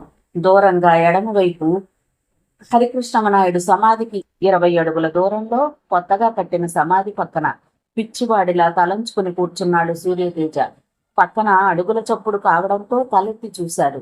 అతని కళ్ళు ఎర్రబారిపోయున్నాయి. ఆ ఎర్రబారిన కళ్ళ నిండా నెత్తురు చారికలు. తండ్రిని సూర్యతేజ ఎంతగా ప్రేమిస్తున్నాడో ఆ క్షణంలో కానీ ముక్తానందకు అర్థం కాలేదు. పక్కనే కూర్చుని అతని చేతుల్ని తన చేతుల్లోకి తీసుకుని అతని కళ్ళల్లోకి చూసింది ముక్తానంద. అన్ని రోజులు తన గుండె పొరల్లోనే దాచుకున్న దుఃఖం జలపాతంలా ఊగికొచ్చింది. బావురుమని ఏడ్చేశాడు సూర్యతేజ. తల్లిలా ఓదార్చింది ముక్తానంద. అతి కష్టం మీద సూర్యతేజను తండ్రి సమాధి దగ్గర నుంచి బయటకు తీసుకురాగలిగింది ఆమె. దుఃఖం పిరికితనాన్ని నూరిపోయకూడదు తేజ. ఆ కష్టంలో కూరుకుపోయి మన కర్తవ్యాన్ని మర్చిపోకూడదు, నెమ్మదిగా అంది ముక్తానంద. లేదు ముక్త, నేనంత పిరికివాడిని కాదు. 10 రోజుల్లో నా తండ్రిని చంపిన హంతకుణ్ణి అదే సమాధి పక్కన సమాధి చేయకపోతే నా పేరు సూర్యతేజ కాదు, ఆవేశంగా అన్నాడు సూర్యతేజ. ఆ రోజు రాత్రి డైనింగ్ టేబుల్ దగ్గర ముక్తానంద వైపు చూస్తూ, అనుక్షణం నిన్ను గైడ్ చేసిన నా తండ్రిలా నిన్ను నేను గైడ్ చేయలేకపోవచ్చు, కానీ ఏ లక్ష్యాన్ని సాధించడం కోసం నిన్ను ఒక పదునైన ఆయుధంలా తయారు చేయాలని మా డాడీ భావించారో ఆ పనిని నేను స్వీకరిస్తాను. నాయుడు గ్రూప్ విషయంలో ఎవ్వరికీ లొంగకు. నీ శత్రువుల బారి నుండి రాత్రింపవళ్లు నిన్ను రక్షించే పూచి నాది అన్నాడు సూర్యతేజ గంభీరంగా. నా శత్రువులు కాదు, మన శత్రువులు. మనం ఇక నుంచి చాలా అప్రమత్తంగా ఉండాలి అంది ముక్తానంద. ఆ విషయం నాకు వదిలేయి. నువ్వు రేపే డాక్టర్ జైకర్ని కలిసి ఆప్టోగ్రఫీ గురించి వివరాలు రాబట్టు. నేను ఈలోపు బెదిరింపు ఫోన్ కాల్స్ గురించి ఆరా తీస్తాను అన్నరంగా తేజ. డాక్టర్ భట్నాకర్కి ముక్తానందర్ని పరిచయం చేశాడు doctor Jayakar. Doctor Bhatnagar New Delhi forensic department లో ప్రొఫెసర్. ఏదో కేసు విషయమై డాక్టర్ భట్నాకర్ సిటీకి వచ్చారు. మీ కేసు విషయం చెప్పాడు డాక్టర్ జైకర్. భట్నాకర్ వైపు చూసింది ముక్తానంద. దాదాపు 60 ఏళ్లుంటాయా ఆయనకు. ఫారినర్లా ఉన్నాడు. చిన్న చిన్న కళ్ళద్దాలు. డాక్టర్ భట్నాకర్ ముక్తానంద వైపు చూసి చెప్పడం ప్రారంభించాడు. మిస్ ముక్తానంద, మీ డాడీ గురించి నాకు తెలుసు, పేపర్స్ లో చదివాను. ప్రస్తుతం ఆయన కేసును సిబిసిఐడి ఇన్వెస్టిగేట్ చేస్తోంది కదా తలూపింది ముక్త. నువ్వు డాక్టర్ జైకర్ని అడిగిన విషయం ఆయన నాతో చెప్పారు. మృతుడి కళ్ళని అనలైజ్ చేయడం ద్వారా మనం హంతకుణ్ణి పట్టుకోవచ్చు. ఒకప్పుడు నేరస్తుల్ని గాని హంతకుల్ని గాని పట్టుకోవడానికి పోలీసు దర్యాప్తు విభాగం ఆ హంతకుడు మరిచిపోయి భౌతికంగా వదిలివేసిన క్లూ ఆధారంగా చేసుకుని పరిశోధన సాగించేవారు. కత్తో పెస్టలో రాయో చేతి వేలిముద్రో ఇలా రాను సైన్స్ ఎంతో అభివృద్ధి చెందింది. మృతుడి ద్వారా కూడా మనం హంతకుణ్ణి పట్టుకోవచ్చని ఆ రకంగా దర్యాప్తు చేయడం ప్రారంభించారు. ఒక అమ్మాయి మర్డర్కో రేప్కో గురైందనుకో, ఆ అమ్మాయికి చెందిన దుస్తులు, రక్తం, వెంట్రుకలు, శరీరావయవాలు ఇలా మృతుడి ఇంటర్నల్ శరీర భాగాలు కూడా దర్యాప్తుకు ఉపయోగపడతాయని రుజువు కావడంతో దేశంలో ఏ భాగాలు దర్యాప్తుకు ఆధారాలు ఇవ్వగలవనే విషయంలో అమెరికాలో సైంటిస్టులు పరిశోధనలు చేశారు. ప్రస్తుతం మనకు సంబంధించిన విషయానికి వస్తే, మనిషి శరీరంలో ప్రధానమైన అంగం కన్ను. మానవ నేత్రం ఒక కెమెరా లాంటిది. మనిషి బతికున్నంతకాలం ఆ కన్ను కూడా మిగతా శరీర భాగాల్లాగే సజీవంగా చైతన్యంగా పనిచేస్తుంది. మనిషి మరణించే సమయంలో మిగతా శరీర భాగాల్లాగే కన్ను కూడా పనిచేయడం మానేస్తుంది. ఆ సమయంలో ఆ కంటి రెటీనా మీద సహజంగా ఎదురుగా ఉండే దృశ్యం రిజిస్టర్ అవుతుంది. ఆ ప్రధానమైన సూత్రం ద్వారానే సైంటిస్టులు పరిశోధన చేశారు. అంటే ఆన్ ది స్పాట్ విట్నెస్ మరేది దొరకదు కనుక కంటి రెటీనా మీద పడే ఆఖరి ఇమేజ్ ని ఫోటోగ్రాఫిక్ ప్లేట్ మీద మైక్రో ఫోటోగ్రాఫ్ గా తీసి దానిని అనలైజ్ చేయటం ద్వారా హంతకుణ్ణి 90% మనం గుర్తించడానికి ఆస్కారం ఏర్పడుతుంది. కన్ను ఆధారంగా క్రిమినల్స్ ని పట్టుకునే శాస్త్రాన్ని ఆప్టోగ్రఫీ అంటారు. 1981లో మొట్టమొదటిసారిగా అమెరికాలో ఆప్టోగ్రఫీ ద్వారా ఒక హంతకుణ్ణి పట్టుకోవడం జరిగింది. కానీ అసలు ఆప్టోగ్రఫీని 118 సంవత్సరాల క్రితమే గుర్తించడం జరిగింది. ఆప్టోగ్రఫీని డెవలప్ చేసిన వాళ్ళు శాస్త్రజ్ఞులు కాదని మనకు తెలిస్తే మనం చాలా ఆశ్చర్యపోతాం. ఆప్టోగ్రఫీని డెవలప్ చేసిన వాడు విలియం మార్కర్ అనే అమెరికన్ ఫోటోగ్రాఫర్. ఆ కంటి రెటీనా మీద ఒక దృశ్యం ఏ కారణాల వల్ల రిజిస్టర్ అవుతుందో ఆయా కారణాలని విశ్లేషించాడు మార్కర్. ఇంకా అనేక విషయాల గురించి చెప్పి, నువ్వు ఎప్పుడైతే ఆప్టోగ్రఫీ గురించి చెప్పావో డాక్టర్ జైకర్ వెంటనే మీ నాన్నగారి కళ్ళని నా ల్యాబ్కి పంపారు. నా అసిస్టెంట్ వెంటనే రెటీనా మీద ఇమేజ్ని ఫోటో ప్లేట్ మీదకి ట్రాన్స్పోజ్ చేశాడు. ఏమాత్రం ఆలస్యం చేసినా రెటీనా మీద ఇమేజ్ పోయేది. ఆ కళ్ళు ఒక హోమ్ మినిస్టర్ అని తెలియక నేను నా అసిస్టెంట్ ఇద్దరం నిర్లక్ష్యం చేశాం. ఇక్కడికి వచ్చాక గానీ నాకు అవి ఎవరివైంది తెలియలేదు. ఐఎమ్ సారీ అన్నాడు భట్నాకర్ నొచ్చుకుంటూ. ముక్తానంద కృతజ్ఞతగా చూసింది. నేను నా పనిని త్వరగా చేసుంటే మరో మంచి వ్యక్తి హత్య గావింపబడేవారు కాదని డాక్టర్ చెప్పాక సిగ్గుపడ్డాను. నేనిప్పుడే ఢిల్లీ వెళ్లగానే వాటిని పంపిస్తాను అంటూ లేచాడు భట్నాకర్. జైకర్కి నీళ్లు నిండిన కళ్లతోటి కృతజ్ఞతలు తెలుపుకుంది ముక్తానంద. మీరు చేసిన ఈ సహాయాన్ని ఊరికే మర్చిపోలేను డాక్టర్. నా గుండెల్లో మండుతున్న అగ్నిగుండానికి సమాధానం మీ మూలంగానే దొరకబోతోంది. Really I'm very very happy doctor. ఎప్పటి నుంచో సిబిసిఐడి కేసును ఇన్వెస్టిగేట్ చేస్తున్నా నేర పరిశోధనలో ఒక్క అడుగు ముందుకెయ్యలేకపోతోంది. తిరిగి సూర్యసాగర్ అంకుల్ మర్డర్, దానిలోనూ పురోగతి లేదు. నేరస్తులు అంత తెలివిగా వ్యవహరించారు. చిన్న క్లూ కూడా దొరకకుండా జాగ్రత్త పడ్డారు. ఇక ఆ డిపార్ట్మెంట్స్ ని నమ్మదలుచుకోలేదు. మేమే పర్సనల్ గా ఇన్వెస్టిగేట్ చేయాలనుకుంటున్నాం. వాళ్ళు పదే పదే రావటం, ఇంట్రాగేట్ చేయటం, వెళ్లడం, అంతే. ఫలితం మాత్రం లేదు. మీరు చేసిన మేలు సాధారణమైనది కాదు డాక్టర్. అందుకే మీ ఇన్స్టిట్యూట్ కి ₹1,00,00,000 డొనేట్ చేయాలనుకుంటున్నాను. మీ సహాయానికి వెలకట్టడం కాదు ఇది, ఏదో నా తృప్తి కోసమని డాక్టర్ జైకర్ వద్దని మొహమాట పడినా మృదువుగా ఒప్పించి వచ్చింది ముక్తానంద. భారత నౌక మునిగి 2 కోట్ల విలువైన నాయుడు గ్రూప్ సరుకు సముద్రం పాలు. న్యూఢిల్లీ, ఏప్రిల్ 15. కార్పొరేషన్ ఆఫ్ ఇండియాకు చెందిన ఎంవి సాగరిక కార్గో నౌక జపాన్ ఉత్తర ప్రాంతంలో మునిగిపోయింది. భారతదేశం నుంచి జపాన్కు రెగ్యులర్ సర్వీస్ కలిగిన ఎంవి సాగరిక జపాన్ రేవుకు ఉత్తరాన 70 కిలోమీటర్ల దూరాన మునిగిపోయిందని ఉపరితల రవాణా మంత్రిత్వ శాఖ వర్గాలు తెలిపాయి. నౌక మునిగిపోయిన సమయంలో అందులో మద్రాసుకు చెందిన ప్రముఖ వ్యాపార సంస్థ Naidu group export and import చెందిన కోట్ల రూపాయల విలువైన సరుకుందని, ఆ సరుకు మొత్తం సముద్రం పాలైందని ఉపరితల శాఖ పేర్కొంది. వాతావరణం సరిగా లేకపోవటం దరిమిల నౌకలోకి నీరు చేరడంతో అది మునిగిపోయిందని అధికార వర్గాలు తెలిపాయి. పేపర్లోని వార్తను చదివి ఎదురుగా కూర్చున్న మధుకుమార్ వైపు చూసి మర్మగర్భంగా నవ్వింది. ఓకే, 45 రోజులు మేనేజ్ చేస్తే చాలు. అప్పుడు నాకు 12 నెలల టైం దొరుకుతుంది. థ్యాంక్ యూ మిస్టర్ మధు అంది ముక్తానంద కృతజ్ఞతగా. డిన్నర్ పూర్తి చేసి టీవీలో వస్తున్న జపాన్ సీరియల్ను చూస్తోంది ముక్తానంద. సరిగ్గా ఆ సమయంలో ఫోన్ మోగింది. పని మనిషి ఫోన్ ఎత్తింది. బొంబాయి నుంచి ఫోన్ అమ్మా, మేషట. తక్కున కుర్చీలోంచి లేచి రిసీవర్ను అందుకుంది Mukta. Hello Mesha, how are you? Everything okay madam. అంశుమతిని కలిశాను. ఫోన్లో మేష గొంతు స్పష్టంగా వినిపిస్తోంది. అంశుమతి కనిపించిందా? What's the news? ఉత్సాహంగా అడిగింది ముక్త. నైట్ ట్రైన్కి బయలుదేరి వస్తున్నాను మేడం. రేపు ఆఫీస్ కల్లో కలుస్తాను చెప్పింది మేష. మరేం భయం లేదు కదా? లేదు madam. Good night madam. Phone పెట్టేసింది మేష. ఆఫీస్ వ్యవహారాల్లో తండ్రికి అతి సన్నిహితంగా ఉన్న అంశుమతి తండ్రి హత్య తర్వాత అకస్మాత్తుగా ఎందుకు జాబ్ మానేసింది? ఈ ప్రశ్నకు జవాబు దొరుకుతుందా ఆలోచిస్తోంది ముక్తానంద. అదే సమయంలో మళ్లీ ఫోన్ మోగింది. రిసీవర్ అందుకున్న ముక్త ఫోన్లోంచి సన్నని దగ్గుతో కలగలిసిన నవ్వు వెనకడ్డంతో ఎలర్ట్ అయింది.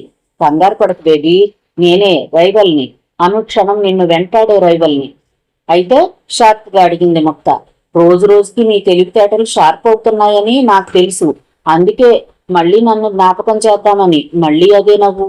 రేపు ఉదయం జరగబోయే 2వ బోర్డ్ ఆఫ్ డైరెక్టర్స్ మీటింగ్ కి తయారవుతున్నావా?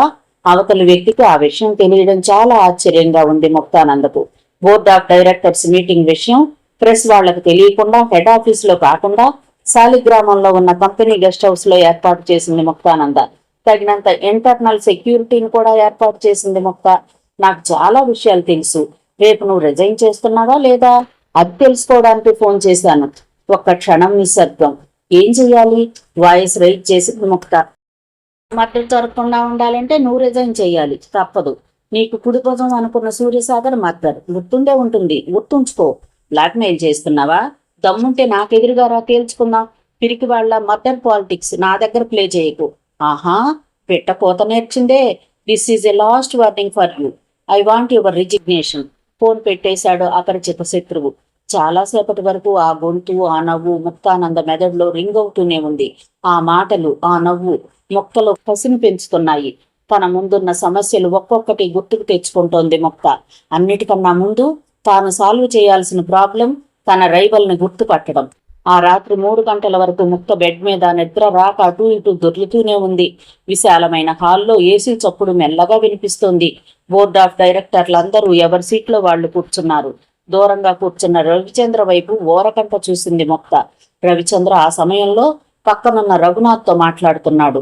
Export and imports managing director Madhukumar లేచి నిలబడి తన ముందున్న ఫైల్ని ఓసారి తీసి చూసి చైర్మన్ ముక్తానంద వైపు చూసి, respected chairman and honourable board of directors, గత సమావేశం జరిగిన నాటికి నేను జపాన్లో కంపెనీలో పని మీద ఉన్నాను. జపాన్ కంపెనీతో మనకున్న కాంట్రాక్ట్స్ మేరకు మన మెటీరియల్ను వారి షిప్పింగ్ కార్పొరేషన్ ఆఫ్ ఇండియాకు కార్ప్ షిప్ లో పంపించిన విషయం మీకు తెలుసు. ఆ కంపెనీ యాజమాన్యం మారడంతో మన కాంట్రాక్టును రద్దు చేసుకుంటున్నట్లు వారు మనకు ఆలస్యంగా తెలియజేయటం, ఆ ప్రాబ్లం స్టడీ చేయటం కోసం నేను జపాన్ వెళ్ళాను. అనుకోకుండా ఆ షిప్ మునిగిపోయిన విషయం మనకు తెలుసు. ఆ షిప్ కెప్టెన్ అజాగ్రత్త వల్ల మునిగిపోయిందని కేంద్ర ప్రభుత్వం ప్రకటించింది. కాగా 2 కోట్ల రూపాయలు విలువ చేసే మన మెటీరియల్ ను మనం ముందుగా 3 కోట్ల రూపాయలకు ఇన్సూట్ చేశాం. ఆ విషయం చైర్మన్ గారికి నాకు మాత్రమే తెలుసు. అందువల్ల ఆ డీల్లో మనకు నష్టం జరగకపోయినా ₹1 కోటి అదనంగా ఆదాయం వచ్చిందని సభ్యులకు తెలియజేస్తున్నాను. ఇందుకు సంబంధించిన ఇన్సూరెన్స్ కంపెనీ లెటర్ చైర్మన్ గారికి సబ్మిట్ చేస్తున్నాను. తన చేతిలో ఉన్న ఆ ఫైల్ను చైర్మన్ ముక్తానందకు అందించాడు ఎండి మధుకుమార్. లాయర్ అరవిందరావు లేచి నిలబడ్డాడు. ఒకవైపు భయపడుతూనే ఎక్స్పోర్ట్ అండ్ ఇంపోర్ట్స్ లో తలెత్తిన వివాదం షిప్ మునిగిపోవడంతో ముక్తానంద గారికి అనుకూలించింది. షిప్ మునిగిపోయిందో షిప్ ను ముంచారో తెలియదు కానీ మొత్తం మీద సక్సెస్ గో టు ముక్తానంద అని ముక్త వైపు చూసి జోకేసి మళ్లీ కొనసాగించాడు అరవిందరావు.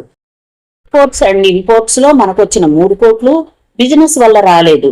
దాదాపు 50 కోట్ల ఇన్వెస్ట్మెంట్ తో ప్రారంభమైన కంపెనీ ప్రస్తుతం 15 కోట్ల నష్టంతో నడుస్తుంది. మొన్న 3 కోట్లను కలుపుకుంటే 12 కోట్ల రూపాయల నష్టాన్ని మనం పూడ్చుకోవాలి. అలాగే కంపోనెంట్స్ యూనిట్ 5 కోట్ల నష్టంతో నడుస్తోంది. రేపు ఆర్థిక సంవత్సరం పూర్తయ్యేలోపు ఈ 2 కంపెనీలను ప్రాఫిట్ ఉంచగలిగితే చైర్మన్ పదవిలో మిస్ ముక్తానంద ఉండగలుగుతుంది. లేని పక్షంలో సభ్యులు తేల్చాల్సిన విషయం. లాయర్ అరవిందరావు చెప్పాల్సింది చెప్పి కూర్చున్నాడు. ఫైనాన్షియల్ ఇయర్ పూర్తి కావడానికి 2 నెలలే టైం ఉంది. ఈ 2 నెలల్లో 2 కంపెనీలకు కోట్ల రూపాయల ఆదాయం చూపించాలంటే చాలా కష్టం. చీఫ్ ఫైనాన్స్ ఆఫీసర్ అన్నాడు. 12 కోట్ల నష్టంతో నడుస్తున్న ఎక్స్పోర్ట్ అండ్ ఇంపోర్ట్స్ లో లాభం చూపించమనండి రెడ్డప్ప అన్నాడు. చైర్మన్ గారు, మీరు నిజంగా జీనియస్ అయితే ఎక్కువ నష్టంతో నడుస్తున్న కంపెనీని ముందు నిలబెట్టండి. నేను పర్మనెంట్ గా మిమ్మల్నే సపోర్ట్ చేస్తాను లోకనాథం అన్నాడు. It's a time ఫ్యాక్చర్. 2 months time చాలదు మధుకుమార్ అన్నాడు. చాలదని చెప్పడానికి నువ్వెవరివయ్యా? టైం చాలదని చైర్మన్ గారిని చెప్పమను. అలా సూటిగా అంటున్న రవిచంద్ర వైపు రోషంగా చూసింది ముక్త. అదనంగా ఫండ్స్ ని ఫోర్స్ చేయకుండా ఆ కంపెనీని నిలబెట్టాలి యాడ్ చేశాడు రఘునాథ్. లోపల భయపడుతూనే, ఓకే, 2 నెలల టైంలో ఏ ఫండ్స్ ని ఎక్స్పోర్ట్స్ ఇంపోర్ట్స్ లోనికి డైవర్ట్ చేయకుండా కంపెనీని ప్రాఫిట్ వైపు నడిపిస్తాను. మీరు ఒక కండిషన్ పెట్టారు, నేను దానికి ఒప్పుకుంటున్నాను. అలాగే నాకు నైతికంగా బలం చేకూర్చడానికి కోర్టు అడిగిన విధంగా మీరు సంతకాలు చేయండి అంటూ కంపెనీ సెక్రటరీ వైపు చూసింది ముక్తానంద. సెక్రటరీ ఒక ప్యాడ్ ని లోకనాథం ముందు పెట్టాడు. ముక్తానందే తమ చైర్మన్ అని అంగీకరిస్తూ సంతకాలు పెట్టకుండానే బోర్డు మీటింగ్ వాయిదా వేయాలనుకున్న సభ్యులకు ఏం చెయ్యాలో తోచలేదు క్షణకాలం. ముందు మీరు మీ ప్రోగ్రెస్ ను చూపించండి, సపోర్ట్ చేయక ఏం చేస్తాం అప్పుడు రఘునాథ్ అన్నాడు. You shut up. మర్యాద కోసం ఇంతసేపు ఆగాను. పథకానికో తీర్మానానికో విలువ లేదు ఇక్కడ. ఎందుకంటే నువ్వు నామినేటెడ్, నాట్ ఎలక్టెడ్. ఆవేశంగా అంది ముక్తానంద. ఆమె కోపాన్ని చూసి చటుకున సంతకం పెట్టేశాడు లోకనాథం. సెక్రటరీ ఆ ప్యాడ్ ని రెడ్డెప్ప ముందుకు జరిపాడు. ఇది జనరల్ ఎలక్షన్స్ కాదు, రిగ్గింగ్ చేసో బెదిరించో భయపెట్టో ఓట్లు వేయించుకోవడానికి. గుండె దెటవ చేసుకుంటూ అన్నాడు రవిచంద్ర. బెదిరిస్తున్నది భయపెడుతున్నది మీరు. అంత లాభం చూపించు, ఎంత లాభం చూపించు, లేదంటే దిగు అని మీరు బెదిరిస్తున్నారు. ఎక్స్పోర్ట్ అండ్ ఇంపోర్ట్స్ కంపెనీ 15 కోట్ల నష్టంతో నడిచింది నా హయాంలో కాదు, హరికృష్ణ నాయుడు గారి హయాంలో. దాన్ని నేను 2 నెలల్లో పోడ్చాలా? మరి ఆయన బతికుండగా ఆయన్ని ఎందుకు నిలదీయలేకపోయారు? ధైర్యం లేదా? లేక కాదు, ఒకప్పుడు మీరేంటో ఆయనకు తెలుసు. ఆయన మిమ్మల్ని ఎక్కడ కూర్చోబెట్టారో మీకు తెలుసు. ఒకరి గతం ఒకరికి తెలుసు కనుక దమ్ములు లేక అప్పుడు మాట్లాడలేకపోయారు. ఇప్పుడు ఆడపిల్ల కదా, ఆడిద్దామనుకుంటున్నారు అంతేనా? ఆగ్రహంతో సీట్లోంచి లేచి గొంతు పెంచి అనేసరికి అందరూ శిలాప్రతిమల్లా అయిపోయారు. ముందుగా తేరుకున్న అరవిందరావు లేచాడు. బెదిరించి ఎలక్టెడ్ మెంబర్స్ తో సంతకాలు పెట్టించుకోవాలని మీ బెదిరింపు. మీరు పచ్చి అవకాశవాదులు. ఒకప్పుడు మీరేంటో నాకు తెలుసు. మీరు సంతకాలు పెట్టేది? పెట్టకపోతే దిగిపోతానా? నేను హరికృష్ణ నాయుడు గారి రక్తాన్ని పంచుకు పుట్టాను. ఎలా దింపుతారో దింపండి, చూస్తాను. కమాన్, ఛాలెంజ్ దింపండి. ఆగ్రహావేశాలతో ఊగిపోతూ అంది మొక్క. వాళ్ళకేం చెయ్యాలో తోచలేదు. ఏమిటి అమ్మాయి ధీమా? కోర్టు ఏమని ఆర్డర్ ఇచ్చిందో తెలిసి కూడా ఇంతలా రెచ్చిపోవడానికి కారణం ఎవరికీ అంతుపట్టట్లేదు. చప్పున తేరుకున్న రెడ్డప్ప సంతకం పెట్టేశాడు. సెక్రటరీ, కోర్టు స్టే ఆర్డర్ చూపించండి, ఇక వీళ్లను వెళ్ళిపోమనండి, 2 నెలల తర్వాత బోర్డు మీటింగ్ పెడితేనే కలవమనండి అంది విసురుగా. కోర్టు ఆర్డర్ ఏమిటి? బెక్క చచ్చిపోయి అడిగాడు అరవిందరావు. 2 నెలల వరకు ముక్తానంద గారిని చైర్మన్ సీట్లోంచి కదిలించొద్దని కోర్టు స్టే ఆర్డర్ ఇచ్చింది అన్నాడు సెక్రటరీ ఫైల్లోంచి స్టే ఆర్డర్ జిరాక్స్ కాపీని అందరికీ పంచుతూ. అక్కడ ఆ క్షణాన అణు విస్ఫోటనం జరిగిందా అన్నంత షాక్ తిన్నారు అందరూ. మీ బుద్ధులు తెలుసుకోవడానికే ఇంతవరకు ఆగాను. 2వ రోజు కూడా బోర్డు మీటింగ్ ఏర్పాటు చేశాను. తెలిసాయి కదా. ఇంకెప్పుడు ఎవరిని ఏం చెయ్యాలో, ఎవరికి ఎలా బుద్ధి చెప్పాలో, ఎవరిని ఎక్కడుంచాలో నేనే నిర్ణయిస్తా. అది త్వరలోనే. నౌ యూ కెన్ గో అంటూ విసురుగా హాల్లోంచి వెళ్లిపోయింది ముక్తానంద. అక్కడున్న అందరి ముఖాలు నెత్తురు చుక్కలేనంతగా పాలిపోయాయి. ఎప్పుడు కోర్టుకెళ్ళింది? కోర్టునే ఏమని అభ్యర్థించింది? ఏ పాయింట్ మీద కోర్టు స్టే ఆర్డర్ ఇచ్చింది? అక్కడున్న ఎవరికీ అర్థం కాలేదు. స్టే ఆర్డర్ చూస్తూనే నిశ్చేష్లైపోయారు. 2వ బోర్డు మీటింగ్ విషయాలు కూడా ప్రెస్కి తెలిసిపోయాయి. దాంతో ముక్తానందను పత్రికలు ఆకాశానికి ఎత్తేశాయి. బిజినెస్ ఇండియా పత్రిక చేసిన ఇంటర్వ్యూలో ముక్త ఇచ్చిన సమాధానం వాణిజ్య ప్రపంచాన్ని దిగ్భ్రాంతికి గురి చేసింది. మీ నాన్నగారిలాగే మీరు మీ కంపెనీని ఆపరేట్ చేస్తారా అని రిపోర్టర్ ప్రశ్నిస్తే, మా నాన్నగారి షూస్ లో నేను కాలు పెట్టలేదు. నేను మా నాన్నగారికి కార్బన్ కాపీని కాదు. వ్యాపార నిర్వహణలో నా పద్ధతులు నావి. మా నాన్నగారు వ్యాపార ప్రపంచంలో ఒక లెజెండ్. నేను వారి స్థాయికి ఎదుగుతాను, అంతకంటే గొప్ప స్థాయికి ఎదుగుతానో ఇప్పుడే చెప్పలేం కదా. డయాగ్నైజ్ చెయ్యందే ట్రీట్మెంట్ ఎలా ప్రారంభిస్తాం అంటూ ఆమె చెప్పిన సమాధానాలు అందరినీ చెక్కిళ్ళు చేశాయి. ముక్త బహదూర్ గెస్ట్ హౌస్ కు వచ్చేసరికి తేజ లేడు. గదులన్నీ ఆశగా వెతికింది. తేజ ఎక్కడా? పని మనిషిని అడగటానికి ఒకంత సిగ్గుపడినా ఆమె ఆరాటాన్ని అర్థం చేసుకున్నాడు బహదూర్. వెంటనే ఎక్కడికో ఫోన్ చేశాడు. అరగంటలో తేజ జీప్ తో అక్కడున్నాడు. అనుక్షణం వెన్నాడి ఉండే బహదూర్కి తాను వేరేబౌట్స్ ఎప్పటికప్పుడు తెలియజేస్తూనే ఉన్నాడు తేజ. ఎప్పుడు ఏ ప్రమాదం ముంచుకొచ్చినా తన కబురు చేయటానికే బహదూర్ టచ్ లో ఉన్నాడు తేజ. తేజ వచ్చే సమయానికి మొత్త బాత్రూమ్ లో ఉంది. బోర్డు మీటింగ్ లో జరిగినదంతా పోసగుచ్చినట్లు చెప్పాడు బహదూర్. దిగ్భ్రాంతిగా బహదూర్ కేసు చూశాడు తేజ. అవునయ్యా, పెద్దయ్య గారి రాజసం, పౌరుషం, ఆత్మాభిమానం, ఆగ్రహం, పట్టుదల, దీక్షని ఈ రోజు అమ్మాయి గారిలో చూశాను. నిజంగా నా కడుపు నిండిపోయింది బాబు. తినటానికి కూడా తిండి లేని వాళ్ళని తెచ్చి నిలబెట్టింది పెద్దయ్య గారే. ఆ కృతజ్ఞతను మర్చిపోయి ఎన్ని బాణాల్ని సంధించారు అమ్మాయి గారి మీద. చెప్పుతో కొట్టినట్టు సమాధానం చెప్పేసరికి బెక్క చచ్చిపోయారు. ఇంకెవ్వరూ ఏమీ చెయ్యలేరు అమ్మాయి గారిని. మీ తోడు కూడా తోడైతే ఇక అమ్మాయి గారికి తిరిగే ఉండదు అన్నాడు బహదూర్ మెరుస్తున్న కళ్ళతో. ఆ నిజాన్ని వెంటనే నమ్మలేకపోయాడు తేజ. స్ట్రగుల్ ఫర్ ఎగ్జిస్టెన్స్ లోంచి ధైర్య సాహసాలు, తెలివితేటలు పుట్టుకొస్తాయా? విక్రమాదిత్యుడి సింహాసనం మీద భోజరాజు కూర్చున్నప్పుడు, దిగినప్పుడు ఎంత తేడా ఉందో అంత తేడా కనిపిస్తోంది ముక్తానందలో. ఎప్పుడు కోర్టును అప్రోచ్ అయింది, ఎప్పుడు స్టే ఆర్డర్ తెచ్చుకుంది అంటే ముంచుకు రానున్న ప్రమాదాన్ని ముక్త సరిగ్గానే అంచనా వేసిందన్నమాట. యు ఆర్ గ్రేట్ ముక్త, యు ఆర్ గ్రేట్. తండ్రికి తగ్గ కూతురివి. ఆ ఆనందోద్వేగాన్ని భరించలేక పరుగులాంటి నడకతో లోపలికి వెళ్లిపోయాడు. అటువైపు ఎవరూ రావన్న ధీమాతో బాత్రూంలోంచి కేవలం టవల్ని ఒంటికి చుట్టుకుని అప్పుడే బెడ్రూమ్ లోకి వస్తున్న ముక్తను వేగంగా వెళ్లిన తేజ అమాంతం గాల్లోకి లేపాడు. Congratulations my dear, hearty congratulations. ఇప్పుడు గెలుపునీదే. నాకు ఈ రోజు ప్రపంచాన్ని జయించినంత ఆనందంగా ఉంది. ఆ ఉద్వేగంలో ఏదేదో అంటున్న తేజ మొక్క ఏ పరిస్థితుల్లో ఉందో గమనించలేదు. మొక్క ఈ హఠాత్ పరిణామానికి ముందు ఆశ్చర్యపోయి ఆ పైన తానున్న పరిస్థితికి సిగ్గు ముంచుకొచ్చి కళ్ళు మూసేసుకుంది. తేజ ఇంకా ఏదో అంటూనే ఉన్నాడు. అప్పటి వరకు తన స్థితిని తేజ గమనించలేదని ఆమెకు తెలుస్తూనే ఉంది. తేజ ఆ ఉద్వేగం నుంచి బయటపడితే మనిద్దరిని ఇలా చూస్తే ఎవరైనా ఏమన్నా అనుకుంటారు. అతని భుజాన్ని మృదువుగా కొరుకుతూ అడిగింది ముక్త. ఏమనుకోరు, ఎవరేమనుకున్నా నాకేం భయం లేదు. నాకు భయం లేదు, కానీ నాకు సిగ్గుగా ఉంది. ఎందుకు అంటూ అప్పుడు ఆమెను దింపి చేతులను సడలించి ఆమె కేసి చూశాడు. జారిపోతున్న టవల్ని సర్దుకుంటూ ఒక్క అంగలో బాత్రూంలోకి దూరిపోయింది ముక్త. ఆమె బాత్రూంలో, తేజ బెడ్రూంలో. పెళ్లి కాకుండానే బాత్రూముల్లోకి దూరిపోతూ చిలిపి వాళ్ళు చేస్తున్నావంటే ఆ తర్వాత నిన్ను భరించడం నా ధర్మవుతుందా? ఎముకలు విరిగి మూలన పడతానా? బాత్రూంలోంచి అంది ముక్త. తనెంత బలంగా ముక్తను హత్తుకున్నది అప్పుడు గుర్తుకొచ్చి సిగ్గుపడిపోయాడు తేజ. మొత్తానికి పోలీస్ బాడీ ఎంత బలంగా ఉంటుందో రుచి చూపించావు. బెడ్రూమ్ లోంచి వెళితే నేను బయటకు వచ్చేస్తాను అంది ముక్త. సారీ డియర్ అంటూ తేజ బెడ్రూమ్ నుంచి బయటకు వెళ్ళిపోయాడు. ముక్త నవ్వుకుంటూ బెడ్రూమ్ లోకి వచ్చింది. ఇంతలా ఎలా మారిపోగలిగావు ముక్త? పాండిచ్చేరి వెళ్లే దారిలో బీచ్ ఒడ్డున శిథిలమైపోయిన ఓ దేవాలయం గోడలకు ఆనుకుని కూర్చున్నారు ముక్త, తేజ. గ్లాసుడి విషాన్ని తాగగలిగే శక్తి రావాలంటే రోజుకో 2 చుక్కల విషాన్ని తీసుకోవాలి తేజ. కన్న తండ్రిని పోగొట్టుకున్నాను, దేవుళ్ళలాంటి మీ నాన్నగారిని పోగొట్టుకున్నాను. అదే అదే బాధ, కసి, ఆవేశం నన్ను ప్రవోక్ చేసుకున్నాయి. ఆ సంఘటనలు నేను మర్చిపోలేకపోతున్నాను. అందుకే నాలో మరింత పట్టుదల పెరిగింది. మన ప్రత్యర్థి ఫోన్ చేసి బెదిరించటాన్ని క్షమించలేకపోతున్నాను. వాడి అభిలాషను నరికివేయాలనే కృతనిశ్చయం నాది. అందుకే నా ప్రత్యక్ష పోరాటానికి దిగాను. నేను పోయినా పర్వాలేదు, మనల్ని అనాథలను చేసిన ఆ హంతకులను వదిలిపెట్టలేవు, గెలవనివ్వను. నన్ను పదవిలోంచి దిగిపోమ్మని వాడు బెదిరించడం మొదలెట్టాక కేవలం పట్టుదలకే వెళ్ళాను.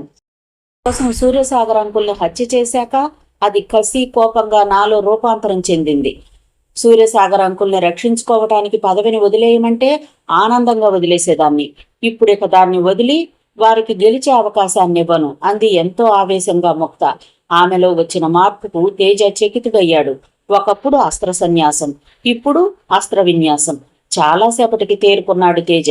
ముక్త చప్పున తేజ ఒడిలో వాలిపోయి అతని చేతుల్ని తన చేతుల్లోకి తీసుకుంది. ఆమె మనస్సు దేనికోసం ఆరాటపడుతుందో అర్థం చేసుకున్నాడు అతను. ఒక చేత్తో ఆమె తల నిమురుతూ, కోర్టు ముందైనా నిన్ను నువ్వు రుజువు చేసుకోవాలిగా, దానికేం చెయ్యాలనుకుంటున్నావు అడిగాడు తేజ. ఆమె మాట్లాడలేదు. మరింతగా అతని ఒడిలో ఒదిగిపోయింది చిన్నపిల్లల. ఇంతకీ షిప్ ఎలా మునిగింది? ప్రయత్నమా, యాదృచ్ఛికమా? షిప్ మునిగిందని ఎవరన్నారు? ముక్త ఎదురు ప్రశ్నకు బెత్తరపోయాడు తేజ. మరి ఫాక్స్ మెసేజ్, మధుకుమార్ టూర్, అవన్నీ ఎత్తుకు పై ఎత్తులే. జపాన్ తీరంలో మునిగిన షిప్ మన సరుకుని తీసుకెళ్ళింది కాదు, వేరేది. వాట్? అదిరిపడ్డాడు తేజ. ఎస్ అంది నవ్వుతూ ముక్త. ఎందుకు ఇదంతా? పిచ్చి తేజ, ఎందుకేమిటి? ప్రత్యర్థుల్లో మట్టి గరిపించటానికి, పవిత్రమైన పదవిలోకి స్వార్థపరులు రాకుండా చూడటానికి. తర్వాత తెలీదా? అప్పటికి నిజంగానే లాభం వస్తుంది. నేనాడింది టైం బీయింగ్ డ్రామాని. లాభమా? ఎలా? ఆ కంపెనీ మేనేజింగ్ మారిందన్నావుగా. 2 మేనేజ్మెంట్స్ మీద జపాన్ ఛాంబర్ ఆఫ్ కామర్స్ లో కంప్లైంట్ చేశా. మేనేజ్మెంట్ ఆస్తి అప్పుల మీద, దాని ఒప్పందాలని కూడా మేనేజ్మెంట్ ఆనర్ చేసి తీరాలని, మన సరుకుని కొని తీరాలని. కొనము అని అడ్డం తిరిగినందుకు, బిజినెస్ ఎథిక్స్ కి విరుద్ధంగా ప్రవర్తించినందుకు డ్యామరేజెస్ కింద మరో ₹1 కోటి ఇవ్వాలని తీర్మానించింది. రియల్లీ? ఎస్. మరప్పుడు ఆ విషయం మీటింగ్ లో చెప్తే పోయేదిగా. ఎలాగూ ఎక్స్ట్రా లాభం కోటి వచ్చింది. ఆ డబ్బు ఇవ్వటానికి కొత్త మేనేజ్మెంట్ 3 నెలల గడువు అడిగింది. కానీ నాకున్న గడువు 2 నెలలే. అందుకే ఆ ట్రిక్ ప్లే చేసి పేపర్ ప్రాఫిట్స్ చూపించాను, వాళ్ళ నోర్లు మూయించాను అంది ముక్త నవ్వుతూ. నీ పదవే నీకు గొప్ప అనుభవం. Nothing sweet experience. నెత్తురు కారకుండా పీకలు కోసే బోర్డ్ రూమ్ ఎత్తుగళ్లకు అడ్డుకట్టవేశావు. శభాష్ ముక్త అభినందించాడు తేజ. ఒక్కింత నిశ్శబ్దం తరువాత తనే తిరిగి అన్నాడు. మనం చేపట్టిన ప్రతి పని సక్సెస్ కాదు. 24 గంటల కాలాన్ని క్షణాలుగా చూసిన వాడే సక్సెస్ కు చేరువు కాగలడు. సక్సెస్ అంటే రాత్రికి రాత్రిలో జరిగిపోయే మార్పు కాదు. నా మాట కాదు, జపాన్ కు చెందిన హోండా కంపెనీ అధినేత సాయిచిరో హోండా అనుభవం ద్వారా చెప్పిన మాట. నీ ముందు 60 రోజులున్నాయి. తెలివైన వాడు ఆ 60 రోజుల్లోనే వండర్ క్రియేట్ చేస్తాడు. సక్సెస్, ఫెయిల్యూర్ మనిషి చేతుల్లోనే ఉంది. టైం వస్తేనే కాని పనులు కావుని, అదృష్టం కానీ కలిసి రాదని అనుకోవడం మానసిక బలహీనతలో ఒక భాగం చెప్పాడు సూర్యతేజ. నన్నేం చేయమంటావో చెప్పు వెంటనే అడిగింది ముక్తానంద. 60 రోజుల టైంని 6 రోజులనుకో. ఈ క్షణం నుంచే నీ ప్రయత్నాన్ని ప్రారంభించు.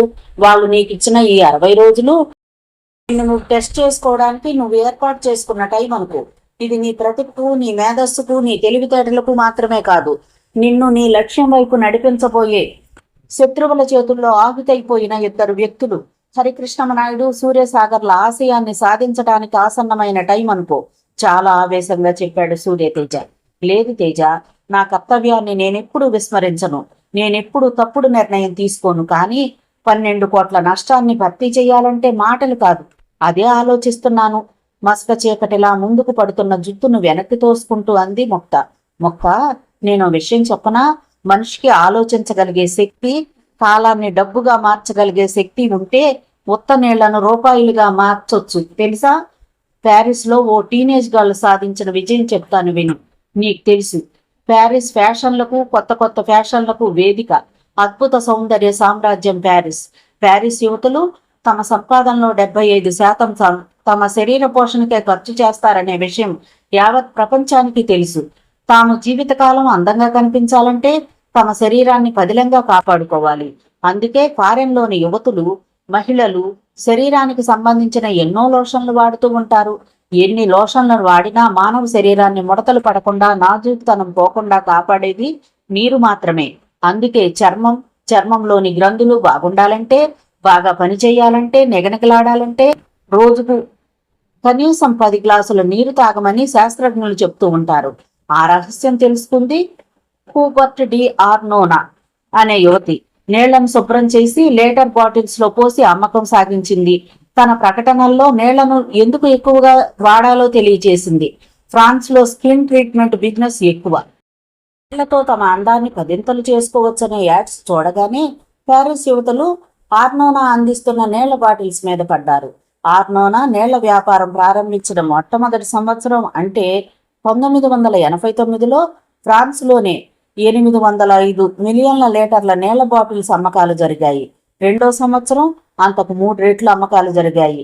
కేవలం ప్రారంభించిన 2 నెలలకు ఆర్నోనా కోటీశ్వరరాలైతే 2 ఏళ్ల కాలంలో ఆర్నోనా బిలియనియర్ అయింది. ఆ వాటర్ బాటిల్స్ మన ఇండియాలో కూడా ప్రవేశించాయి.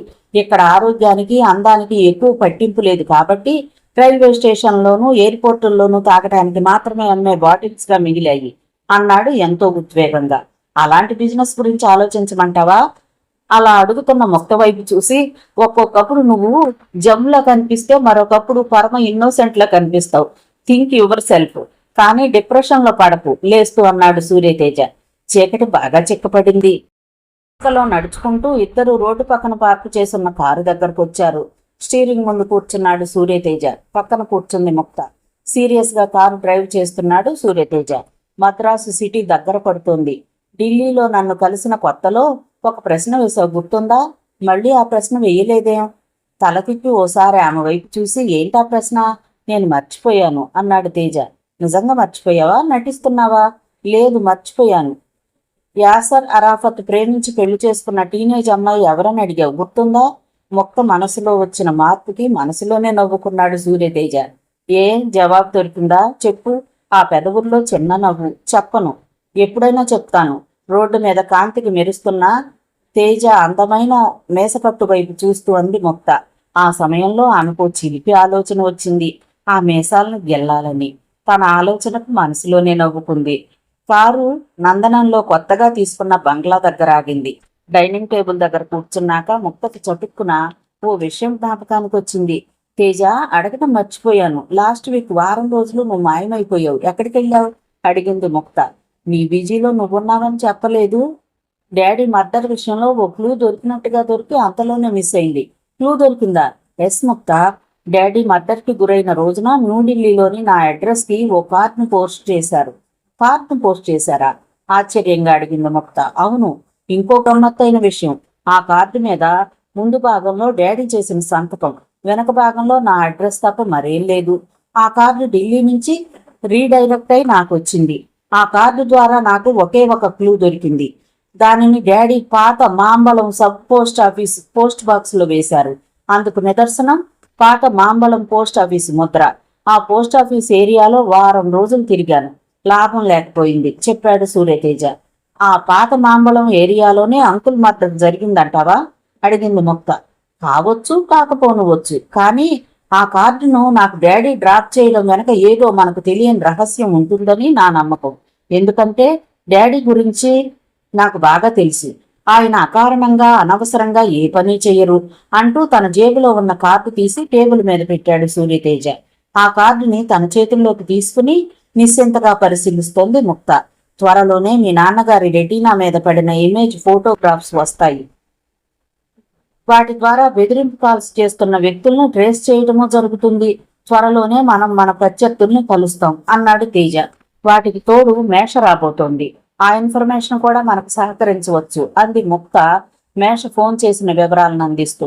ఎస్ఎస్, అంశుమతి వివరాలు కూడా మనకు చాలా అవసరం అన్నాడు తేజ డిన్నర్ ముగించి లేస్తూ. ముక్త పిఏ మేష చెప్పడం ప్రారంభించింది. మన ఫైల్స్ లో ఉన్న అడ్రస్ ప్రకారం మొదట అంశుమతి నివాసం ఉన్న టీ నగర్ ఇంటిలోకి వెళ్ళాను. ఆ పక్కింటి ఆవిడ అంశుమతికి బాగా క్లోజ్. అంశుమతికి తనకి ఒక్కసారి ఫోన్ చేసిందని, బొంబాయిలో ఉంటోందని చెప్పింది. బొంబాయిలోని విక్టోరియా టెర్మినల్ దగ్గర నెహ్రూ నగర్ స్కూల్లో పనిచేస్తున్నట్లుగా ఆ రోజు ఫోన్లో తనతో అంశుమతి చెప్పిందట. ఆ అడ్రస్ ని పట్టుకుని బొంబాయి వెళ్ళాను, కానీ అప్పటికే అక్కడ మానేసిందట. వాళ్ళ దగ్గర అడ్రస్ తీసుకుని వెళ్ళాను. బొంబాయిలోని అపోల్ బందర్ ఏరియాలో ఉంటుంది అంశుమతి. చెప్పడం ఆపింది మేష. ఆఖరికి నీ డిటెక్షన్ ఫలించిందన్నమాట, నవ్వుతూ అంది ముక్త. అవును మేడం, టీ నగర్లోని ఆవిడ ఫ్రెండ్ పేరు చెప్పి ఆవిడ దగ్గర అడ్రస్ తీసుకుని పర్సనల్ పని మీద వచ్చానని చెప్పాను. Very nice lady. ఆ రోజు సాయంత్రం నన్ను జూహు బీచ్కి తీసుకెళ్ళింది ఆవిడ. మీరు మద్రాసులో ఉన్నప్పుడు నాయుడు గ్రూప్ లో పిఏగా పనిచేశారని విన్నాను. సడన్ గా మానేశారట. ఇక్కడికి వచ్చేసారని మీ ఫ్రెండ్ చెప్పారు. ఎందుకు సడన్ గా మానేశారు అడిగింది మేష. అంతవరకు ఉల్లాసంగా ఉన్న అంశుమతి ముఖం ఆ ప్రశ్నతో వివరణమైపోయింది. ఎందుకో మద్రాసు నాకు నచ్చలేదు, వచ్చేశాను, క్లుప్తంగా జవాబు చెప్పింది అంశుమతి. మద్రాసులో ఉంటున్నప్పుడు మీ భర్త అప్పుడప్పుడు వస్తుండేవారట. ఇక్కడేమో మీరు ఒంటరిగా ఉంటున్నారు. ఒంటరిగా ఉండటం బోరుగా లేదా? ఎవరు చెప్పారు మీకు ఆ విషయం? నాకు అసలు పెళ్ళే కాలేదు, కంగారు పడుతూ అంది అంశుమతి. సారీ అంశుమతి, మీకు పెళ్ళయిందని ఊటీలోనో ఎక్కడో మీ బాబు చదువుకుంటున్నాడని. ఆ మాట కోపం వచ్చింది అంశుమతికి. అనవసరంగా ఎదుటివారి పర్సనల్ విషయాల గురించి ఎంక్వైరీ చేయడం నాకు ఇష్టం ఉండదు. మిమ్మల్ని చూస్తుంటే నాకేదో అనుమానంగా ఉంది. చెప్పండి, మీరెవరు? నన్ను వెతుక్కుని ఇంత దూరం రావాల్సిన అవసరం ఏమిటి? ప్లీజ్ చెప్పండి, ప్రాధేయపడిందాను. బిలీవ్ మీ అంశుమతి, నేను నాయుడు గ్రూప్ చైర్మన్ ముక్తానంద గారి గురించి వచ్చాను. తన తండ్రి మర్డర్ విషయంలో మీరు ఏదైనా క్లూ ఇస్తారేమోనని ఆవిడే స్వయంగా నన్ను పంపారు. చనిపోయే ముందున్న పరిస్థితులు మీరు చెప్పగలిగితే. అలా అడుగుతున్న మేష వైపు భయోద్వేగంగా చూడటం మేష గమనించలేదు. ఓకే మేష, రేపు మార్నింగ్ మీరు వస్తారు కదా, డీటెయిల్డ్గా అన్ని విషయాలు చెప్తాను, తనని తాను కంట్రోల్ చేసుకుంటూ అంది అంశుమతి. ఆ రోజు సాయంత్రం నన్ను హోటల్ దగ్గర డ్రాప్ చేసి అంశుమతి వెళ్ళిపోయింది మేడం. ఆవిడతో చెప్పినట్లుగా మర్నాడు ఉదయం సరిగ్గా 9 గంటలకు ఆ ఫ్లాట్కి వెళ్ళాను. ఫ్లాట్కి తాళం వేసింది. రాత్రి 11 గంటలకు ఏదో ఫోన్ వచ్చిందని ఊరెత్తున్నానని పక్క ఫ్లాట్ వారితో చెప్పి వెళ్ళిపోయిందట అంశుమతి. ఆమె రాక కోసం 3 రోజులు వెయిట్ చేశాను, రాలేదు. 4వ రోజు ఆ ఫ్లాట్కి వెళ్ళాను. రాత్రికి రాత్రే వచ్చి అంశుమతి ఫ్లాట్ ఖాళీ చేసేసిందని చెప్పారు ఇంటి వాళ్ళు, చెప్పింది మేష. అంశుమతి ఎందుకంత భయపడింది ప్రశ్నించింది ముక్త. అందులో ఏదో మిస్టరీ ఉందని నా అనుమానం మేడం.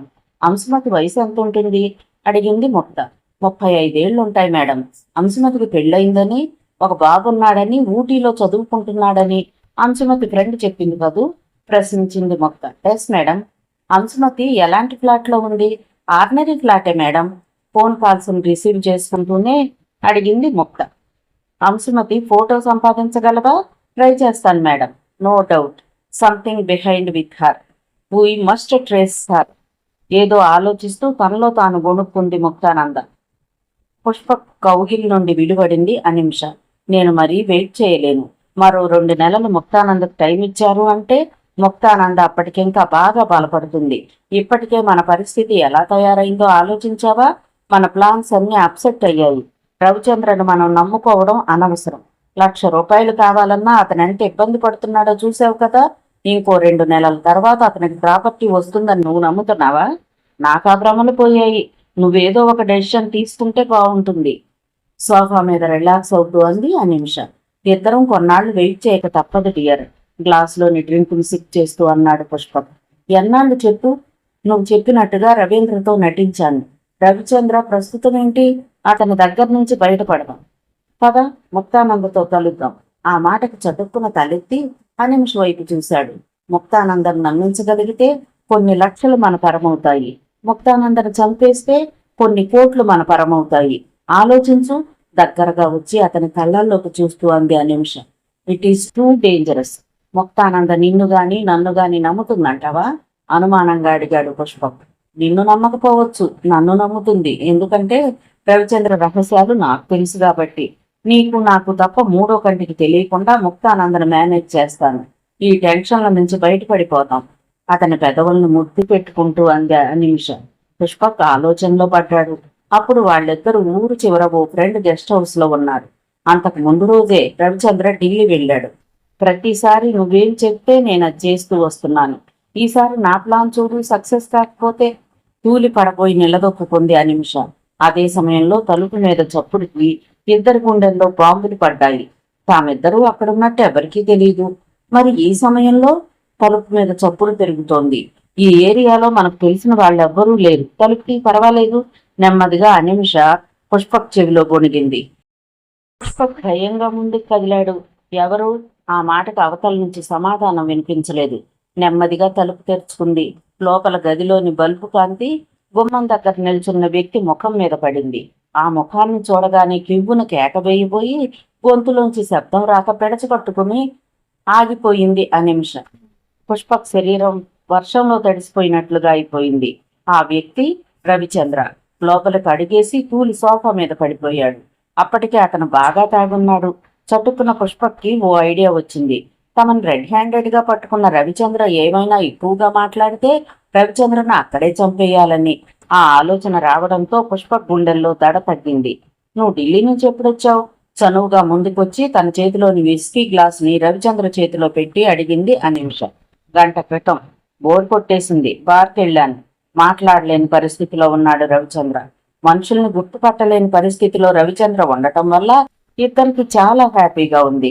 ఇక్కడున్నట్లు ఎలా తెలిసింది? అనిమిష అడిగేసింది. ఆ ప్రశ్నకు జవాబు తెలిస్తే తప్ప ఆమెకు మా మనస్సు కుదుట పడదు. నవ్వాడు రవిచంద్ర ఆ మాటకు. పూర్ పీపుల్, మీరిక్కడకు నా కారులో వచ్చారు. బయట చెట్టు కింద నా కారు పార్క్ చేసింది. నా కారుని నేను గుర్తుపట్టలేనా? రవిచంద్ర ఊళ్ళో లేడనే ఉద్దేశంతో అతని కారుని తీసుకొచ్చారు.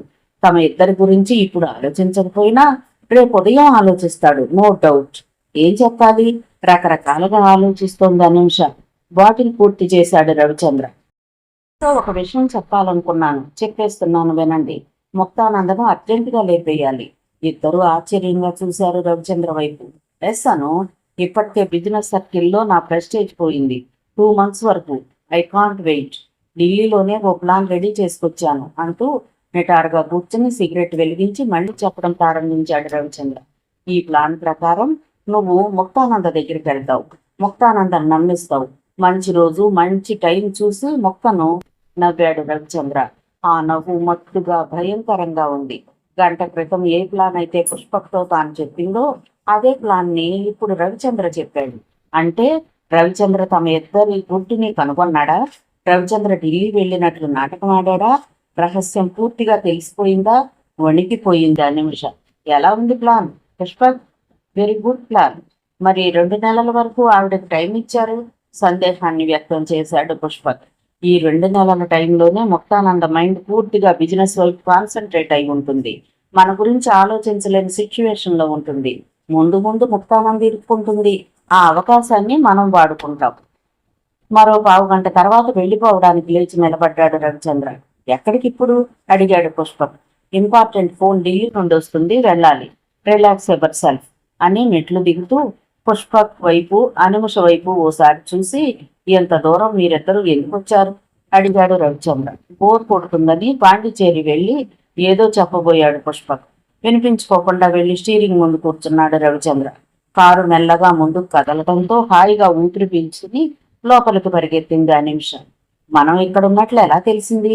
ముక్తానంద గురించి మనం ఏదైతే అనుకున్నామో అదే ప్లాన్ ను మనకు చెప్పాడంటే ఇక్కడ మనం మాట్లాడినవన్నీ విన్నాడా? మన ఇద్దరి సంబంధం గురించి తెలిసిపోయిందా? డోంట్ వర్రీ అను.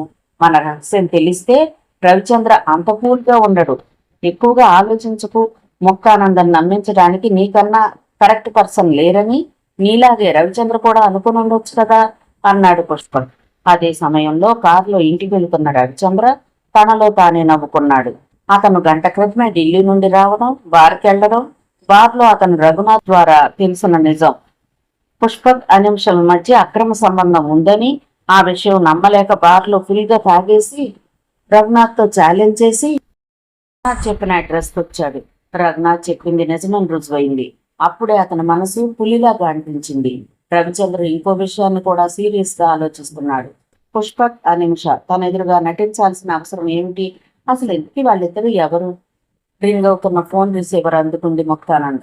అప్పటికి సమయం 11 గంటలు దాటింది. Hello, Mukta here. ముక్తా, నేను డాక్టర్ భట్నాగర్ ఫ్రమ్ ఢిల్లీ.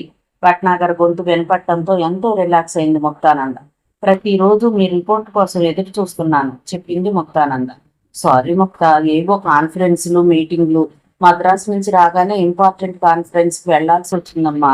ఈ ఉదయాన్నే వచ్చాను, వెంటనే రిపోర్ట్ పంపిస్తాను. ఓకే? ఓకే డాక్టర్, మీకు శ్రమిస్తున్నాను. It's my duty. Okay, good bye baby. Phone పెట్టేశాడు డాక్టర్ భట్నాగర్. రోజు రోజుకి ముక్తానంద మానసిక పరిస్థితి అస్తవ్యస్తంగా తయారవుతోంది. నిరంతరం ప్లాన్స్, ఆలోచనలు. అవసరమైతేనే తప్ప ఏ అఫీషియల్స్ తోనూ మాట్లాడటం లేదు. మధుకుమార్ని చీఫ్ జనరల్ మేనేజర్ గా ప్రమోట్ చేసి తన రెగ్యులర్ రెస్పాన్సిబిలిటీస్ ని ఆయన కొన్ని అప్పగించింది ముక్తానంద. చైర్మన్ పదవి నుంచి దిగిపోవడానికి ఇంకా 30 రోజులే టైం ఉంది. ఒక పక్క వినిపిస్తున్న శత్రువర్గం వ్యాఖ్యానాలు. ముక్తానంద వండర్స్ క్రియేట్ చేయడానికి ఈ 30 రోజులు చాలు. మరోపక్క హరికృష్ణమనాయుడిని అభిమానించే ముక్తానంద వర్గం రోజు రోజుకు ముక్తానంద నీరసపడిపోతోంది. అర్జెంట్ ఫైల్ చూడటం కూడా ఇబ్బందిగా మారింది ఆమెకు. అదే సమయంలో ఒకరోజు శత్రువు దగ్గర నుంచి ఫోన్ వచ్చింది. చూసావా ముక్తా, ఎదురుగా హ్యూమన్ బాంబు నిల్చున్నట్లుగా. నా గొంతు వినిపించగానే నువ్వు భయపడుతున్నావు. ఈసారి నిన్ను చైర్మన్ పదవికి రిజైన్ చేయమని అడగంలే. ఎందుకో తెలుసా? నువ్వే నీ అసమర్థత కారణంగా రిజైన్ చేస్తావు కాబట్టి. నీకు గుడ్ న్యూస్ చెప్తా విను. నువ్వు పదవికి రిజైన్ చేసిన అరగంటలో నేనెవరో నీకు తెలుస్తుంది. అంతవరకు నేనెవరో ఊహించు. Okay, bye T Nagar police స్టేషన్లో నువ్వు కంప్లైంట్ ఇచ్చావు. ఇన్వెస్టిగేషన్కి వచ్చి నా ఫోన్ ట్రాప్ చేయబోయిన సర్కిల్ ఇన్స్పెక్టర్ ఏడుమలెల్ ఏమయ్యాడో తెలుసా? ఏమయ్యాడు? కంగారుగా అడిగింది ముక్తానంద. మందు ఎక్కువై కోడంపాకం బ్రిడ్జ్ మీద నుంచి దూకి చచ్చిపోయాడు. ఎప్పుడు? 10 నిమిషాలైంది.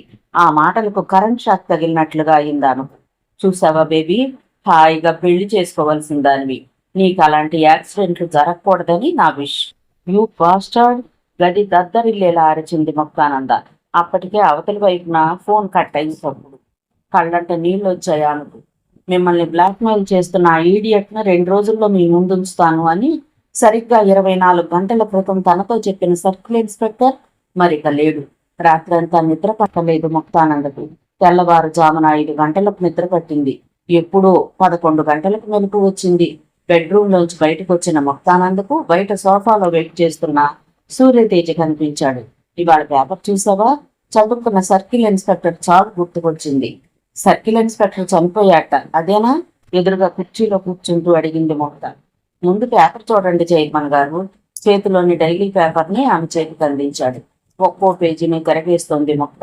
6వ పేజీ దగ్గర ఆగిపోయి ఆశ్చర్యంలో మునిగిపోయింది. ఆమె కళ్ళల్లో జలపాతంలా ఉబుకిన ఆనందపు వెల్లువ తలెత్తి ఒక్కసారి సూర్యతేజ వైపు చూసింది.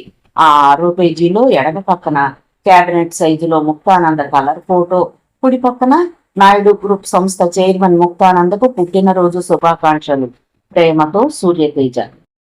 ఎత్తి తటాలున తడి అలముకున్న చూపులతో చూసింది సూర్యతేజని. నా బర్త్డే విషయం నేనే మర్చిపోయాను, నీకెలా తెలుసు? అడిగింది ఆశ్చర్యంగా. నువ్వు చాలా వాటిని మర్చిపోతున్నావు అన్నాడు తేజ. ఆ మాటలకు బదులివ్వలేదు ముక్త. ఇవాళ నువ్వు ఆఫీస్ పనులన్నీ పక్కన పెట్టు. ఇవాళ ఒక్కరోజు నేను చెప్పినట్టు వినాలి నువ్వు, ప్రేమ నిండిన కళ్ళతో చూస్తూ అన్నాడు తేజ. దూరంగా నట్వర్ బహదూర్ లేకపోతే ఆ సమయంలో సూర్య పెదవులను ముద్దాడి తన ఆనందాన్ని వ్యక్తం చేసేదే. అలాగే నీ ఇష్టం, బదులిచ్చింది ముక్త. కొన్ని గంటల సేపు తాను ఒక పెద్ద సంస్థకు చైర్మన్ అనే విషయాన్ని మర్చిపోయింది ముక్త. ప్రతి ఏటా పుట్టినరోజు నాడు ఉదయాన్నే తండ్రి దగ్గర నుంచి ఫోన్ వచ్చేది. అంతే, ఎప్పుడో చిన్నప్పుడు తప్ప ఎదిగాక ఎప్పుడూ తన తండ్రితో తన పుట్టినరోజు సంతోషాన్ని పంచుకోలేకపోయింది. అందుకే ఆ రోజు చాలా ఆనందంగా ఉంది ముక్తానందకు. పోర్ట్ మ్యూజియంలో చాలాసేపు గడిపారు Mukta Surya Teja. East India company భారతదేశంలో మొట్టమొదట అడుగుపెట్టిన క్షణంలో రేవు పట్టణమైన మద్రాసు మీద వారి కన్ను పడింది. అక్కడో అందమైన కోట కట్టారు. అలనాటి ఆంగ్లేయులు వాడిన కత్తులు, కటారులు, దుస్తులు, అందమైన విలువైన విగ్రహాలు, అప్పటి సొగసును సూచించే తైలవర్ణ చిత్రాలను చూస్తూ చాలాసేపు గడిపారు. సాయంత్రం వరకు మద్రాసు పరిసరాలన్నింటినీ చుట్టేసి టీ నగర్లోని హోటల్ రెసిడెన్సీకి వచ్చి కూర్చున్నారు. అప్పటికే బాగా అలసిపోయింది ముక్తానంద. నుదుటి మీద కట్టిన చిరు చెమటను తుడుచుకుంటూ తదేకంగా తన వైపే చూస్తున్న సూర్యతేజను చూస్తూ, ఏంటి అలా చూస్తున్నావు? కొత్తగా కనిపిస్తున్నానా? అవును, అలసిపోయిన నువ్వెలా కనిపిస్తున్నావో తెలుసా? మెల్లగా అన్నాడు. ఎలా? జలపాతపు తుంపర్లలో తడిసిన అడవి గులాబీలా ఉన్నావు. ఆమెకు మాత్రమే వినిపించేట్లుగా అన్నాడు సూర్యతేజ. ఆ మాటకు ముక్త హాయిగా నవ్వింది. ఆర్డర్ చేసిన ఐస్ క్రీమ్స్ సిల్వర్ కప్పుల్లో పెట్టి తీసుకొచ్చా ఇద్దరు ముందు పెట్టాడు బేరర్. ముక్త 1 మినిట్ ఏంటన్నట్టుగా చూసిందామె. సూర్యతేజ జేబులో చేయి పెట్టి ఓ అందమైన ప్లాస్టిక్ బాక్స్ తీసి అందులోంచి స్పెషల్ గోల్డ్ కవర్ లో ప్యాక్ చేసిన సన్ గ్లాసెస్ ని తీసి ఆమె చేతికి అందించాడు. నీ బర్త్డేకి నా చిన్న కానుక. ప్రేమగా గిఫ్ట్ అందుకుని ఆ గోల్డ్ కవర్ ను ఓపెన్ చేసింది ముక్తానంద. తాను ఇంతవరకు చూడని అద్భుతమైన ఐ గ్లాసెస్ చాలా బాగున్నాయి. ఎక్కడ కొన్నావు? ఆశ్చర్యంగా ఆ కళ్ళద్దాలను చూస్తూ ఆసక్తిగా అడిగింది ముక్తానంద. సూర్యతేజ ఏదో చెప్పబోతున్న సమయంలో అక్కడికి వచ్చిన సర్వర్ చెయ్యి అనుకోకుండా ముక్త చేతికి తగలడం, ముక్తానంద చేతిలోని కళ్ళజోడి కింద పడిపోవడం అంతా క్షణకాలంలో జరిగిపోయింది. ఆ దృశ్యాన్ని చూసిన సూర్యతేజకు పట్టరాని కోపం వచ్చింది. లేచి ఆ సర్వర్ను చార్జ్ పెట్టి ఒక్కటి కొట్టి కింద పడిన గ్లాసెస్ ని అందుకుని చూశాడు కంగారుగా. లక్కీగా ఆ గ్లాసెస్ పగిలిపోలేదు. Sorry sir, sorry madam, server వణికిపోతూ అన్నాడు. గెట్ అవుట్ ఫ్రమ్ హియర్, పిచ్చివాళ్ల అరిచేశాడు సూర్యతేజ. ఆ అరుపుకి మేనేజర్ పరుగు పరుగున వచ్చాడు. సారీ జెంటిల్మెన్, సారీ మేడం, ఆ గ్లాసెస్ బ్రేక్ అయితే వీ విల్ పే చార్జ్. ఆ మాట అన్న మేనేజర్ వైపు కోపంగా చూశాడు సూర్యతేజ. ఎంత పే చేస్తారు? 10,000 పే చేస్తారా? చికాగ్గా అడుగుతున్న సూర్యతేజ వైపు చూస్తూ నోరెళ్ల పెట్టాడు ఆ మేనేజర్. 10,000 రూపీసా? కొంచెం జాగ్రత్తగా ఉండమని చెప్పండి మీ స్టాఫ్ కి. పోయేవే. మేనేజర్ ఏమీ మాట్లాడకుండా వెళ్ళిపోయాడు. కళ్ళద్దాలను జాగ్రత్తగా తుడిచి మొక్క చేతికి అందించాడు సూర్యతేజ. నీకు నిజంగా ఎంత కోపం వస్తుందో మొట్టమొదటిసారిగా చూశాను. ప్రేమగా నాకు ఇచ్చిన టైంలోనే జరిగిందనా ఆ కోపం? అతను కావాలని చేశాడా? అతన్ని కొట్టకుండా ఉండాల్సింది, నెమ్మదిగా అంది ముక్తానంద. ఈ గ్లాసెస్ పగిలిపోతే ఈ హోటల్ని ధ్వంసం చేసి ఉండేవాడిని. గ్లాసెస్ మీద అంత ప్రేమ పనికిరాదు అంది మెల్లగా ముక్త. కోపంగా చూశాడు సూర్యతేజ. ఇవి ఆఫ్టర్ ఆల్ గ్లాసెస్ కాదు. ఇలాంటి గ్లాసెస్ మనకి ఇండియాలో దొరకవు. నీ బర్త్డేకి ప్రజెంట్ చేద్దామని న్యూయార్క్ లో ఓ ఫ్రెండ్కి ఫోన్ చేసి తెప్పించాను. Don't bother about bloody money. 10,000 కాదు, 20,000 అయినా తీసుకుంటాం, కానీ ఇండియాలో ఇవి దొరకవు మళ్ళీ అన్నాడు సూర్యతేజ. సూర్యతేజ చేతుల్లోంచి ఆ గ్లాసెస్ ని తీసుకుని మరింత ఆసక్తిగా చూసింది ముక్తానంద. కళ్ళజోడికి కుడి పక్క పై భాగంలో ఉన్న సన్నని అక్షరాలను చూస్తూ, రేబాన్ గ్లాసెసా? నేనెప్పుడు పేరు వినలేదే అంది. కోట్ల రూపాయలు టర్నోవర్ గల ఒక కంపెనీకి చైర్మన్వి. నువ్వే ఈ రేబాన్ పేరు వినలేదంటే ఆర్డినరీ కామన్ పీపుల్ వింటారంటావా? ప్రస్తుతం అమెరికా మార్కెట్ ని అతలాకుతలం చేస్తున్న రేబాన్ చేంజబుల్ డ్రీమ్ గ్లాసెస్ ఇవి. కార్లలో మెర్సిడైజ్ కారు, బ్రీఫ్ కేసుల్లో గస్సీ బ్రీఫ్ కేస్, దిష్టి వాచిల్లో రాడో, నైట్ టైస్ లో హెట్టి ఫ్రీమాన్ టైస్, పర్ఫ్యూమ్స్ లో పాయిజన్, ఫేస్ పౌడర్స్ లో యాగ్లీ, సిగరెట్స్ లో 555, కళ్ళజోళ్లలో రేబాన్. తెలుసా? ఆసక్తిగా వినింది ముక్త. కళ్ళకు ఒకసారి పెట్టుకుని పక్కనే ఉన్న అద్దంలో తన ముఖాన్ని ముచ్చటగా చూసుకుందామె. How beautiful. మరి నీ కొనుక్కోలేదా అడిగింది ముక్తానంద. లేదన్నట్టుగా తల్లుపాడు తేజ. నేను నీకు కొంటాను పద. ఆ మాట అన్న ముక్త వైపు చూసి నవ్వాడు సూర్యతేజ. ఎక్కడ కొంటావు? మద్రాసులోనా? ఏం దొరకవా? తల అడ్డంగా ఊపాడు సూర్యతేజ. ఇంకా ఇండియా రాలేదు. ఒకవేళ ఇక్కడ దొరికినా అవి డూప్లికేట్వే. నెక్స్ట్ టైం అమెరికా నుంచి ట్రై చేద్దాం. బిల్ పే చేశాడు. ముక్త లేచి ముందు కడిగేసింది. అందరూ వాళ్ళిద్దరి వైపే చూస్తున్నారు. మేనేజర్ పక్క నుంచి నడుస్తున్న ముక్త మేనేజర్ వైపు ఓసారి చూసి నవ్వింది. అందుకు ఆయన నవ్వుతూ, అంత కోపం పనికిరాదు మీ హస్బెండ్. చెప్పండి మేడం, ముక్తకు మాత్రమే వినిపించేట్లుగా అన్నాడు. దానికి ఏం జవాబు ఇవ్వాలో అర్థం కాలేదా అనుకు. నవ్వుకుంది ఎవరూ చూడకుండా. ముందుకు వెళ్ళిపోతున్న సూర్యతేజ వెనక గబగబా నడిచింది. అప్పుడు సరిగ్గా రాత్రి 7:30 అయింది. రోజంతా తిరగడం వల్ల బాగా అలసిపోయింది ముక్త. బెడ్రూమ్ లోకి వెళ్ళి సన్ గ్లాసెస్ ని టీపాయ్ మీద పెట్టి నీరసంగా బెడ్ మీద వాలిపోయింది. తేజ తన బెడ్రూమ్ లోకి వెళ్ళిపోయాడు. ఎందుకో హోటల్లో జరిగిన సంఘటన ఆమెకు గుర్తుకొచ్చింది. టీపాయ్ మీద రేబాన్ కళ్ళజోడు ట్యూబ్ లైట్ వెలుగులో మెరుస్తూ కనిపిస్తోంది. క్షణాలు గడుస్తున్నాయి. కనురెప్పల మీదకు నిద్ర వాలడానికి సిద్ధంగా ఉంది. సరిగ్గా ఆ సమయంలో ముక్తానంద బ్రెయిన్ లో ఓ మెరుపు మెరిసింది. రేబాన్ గ్లాసెస్ ఇంకా ఇండియా రాలేదు. ఇండియాలో దొరకవు, ఇండియాలో దొరకవు, ఇండియాలో దొరకవు. దొరికినా డూప్లికేట్వే. ఆమె ఆలోచనలో చోట పక్కున ఆగిపోయాయి. ఇండియాలో రేబన్ గ్లాసెస్ దొరికితే, అది ఒరిజినల్ దొరికితే, ఆ ఆలోచన రాగానే అంతవరకు ఉన్న నీరసం ముక్తానందలో మాయమైపోయింది. ఏదో కొత్త ఉత్సాహం, కొత్త వెలుగు. బెడ్ నుంచి లేడి పిల్లల లేచి నుంచి వస్తున్న ముక్తానందను చూసి నట్వర్ బహదూర్తో పాటు సెక్యూరిటీ స్టాఫ్ ఏమైందోనని కంగారు పడ్డారు. బహదూర్ కారెక్కి చేతి వాచి చూసుకుంటూ అంది ముక్త. మరో 2 నిమిషాల తర్వాత కారు మౌంట్ రోడ్లోని బుక్ పాయింట్ బుక్ షాప్ ముందు ఆగింది. అప్పుడు బుక్ షాప్ క్లోజ్ చేయడానికి కేవలం 10 నిమిషాలు మాత్రమే టైం ఉంది. ఆ సమయంలో నేరుగా తన వైపే వస్తున్న అందమైన అమ్మాయిని చూసి ఆశ్చర్యపోయాడు ఆ ఓనర్. హై క్లాసెస్ ఇన్ఫర్మేషన్ కి సంబంధించి ఏమైనా బుక్స్ ఉన్నాయా అడిగింది మొక్క. Sorry madam, no stock. ఎక్కడుంటాయి అడిగింది మొక్క ఆతృతను అణుచుకుంటూ. ఇప్పుడు ఎక్కడ ఉండవు మేడం, ఆల్రెడీ 9 చెప్పాడు షాప్ ఓనర్. అంతలోనే ఆశ, మరి అంతలోనే నిరాశ. ఇంకో షాప్ లో ట్రై చేయడానికి గబగబా మెట్లు దిగుతున్న ముక్తానంద మేడం అనే పిలుపు విని తలకెత్తి చూసింది. షాప్ ఓనర్ గబగబా ఆమె ముందుకు వచ్చి, ఈ బులెటిన్ రీసెంట్ గా నాకు వచ్చింది, పనికొస్తుందేమో చూడండి అని ఓ చిన్న బుక్కుని ఆమెకు అందించాడు. బులెటిన్ టైటిల్ వైపు చూసింది Mukta. Your eyes only a sensational Ray-Ban. తన కళ్ళను తానే నమ్మలేకపోయింది Muktananda. Thank you very much. Handbag లోంచి 100 రూపాయల నోటును తీసింది ఆమె. No madam, this is only brochure, free of cost. నవ్వుతూ చెప్పాడు ఆయన. థ్యాంక్ యూ అంటూనే మెట్లు దిగి కారు ఎక్కింది ముక్తానంద. అప్పుడు సరిగ్గా 9:45 పావు గంటలో రేబాన్ చరిత్రను చదవటం పూర్తి చేసింది ముక్త. అది చదవగానే ఆమె సమస్యకు ఒక పరిష్కారం దొరికినట్లయింది. రైటింగ్ టేబుల్ వైపు చూసింది. ఆ టేబుల్ మీద క్యాలెండర్ ఉంది. తనని తాను ప్రూవ్ చేసుకోవడానికి కొద్ది రోజులు మాత్రమే ఉంది టైం. Only 16 days. ఏమాత్రం ఆలస్యం చేయలేదు ముక్త.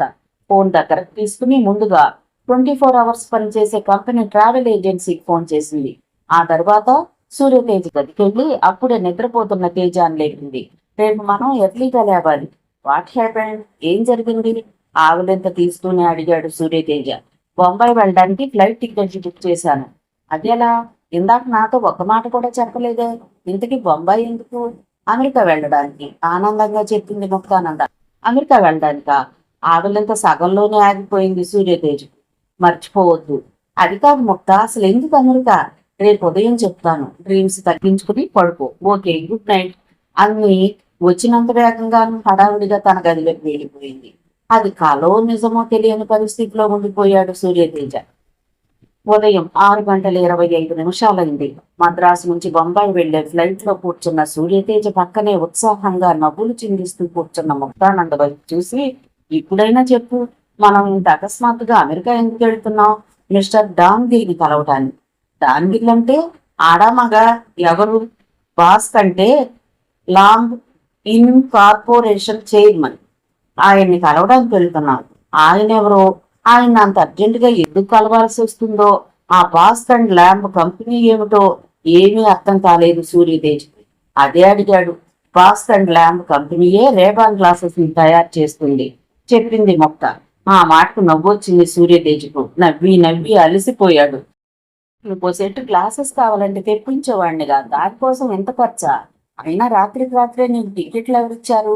సూర్యతేజ అమాయకమైన మాటలకు ముక్త నవ్వింది. మనం ఎందుకు అమెరికా వెళ్తున్నామో కొన్ని గంటల తర్వాత నీకు తెలుస్తుంది.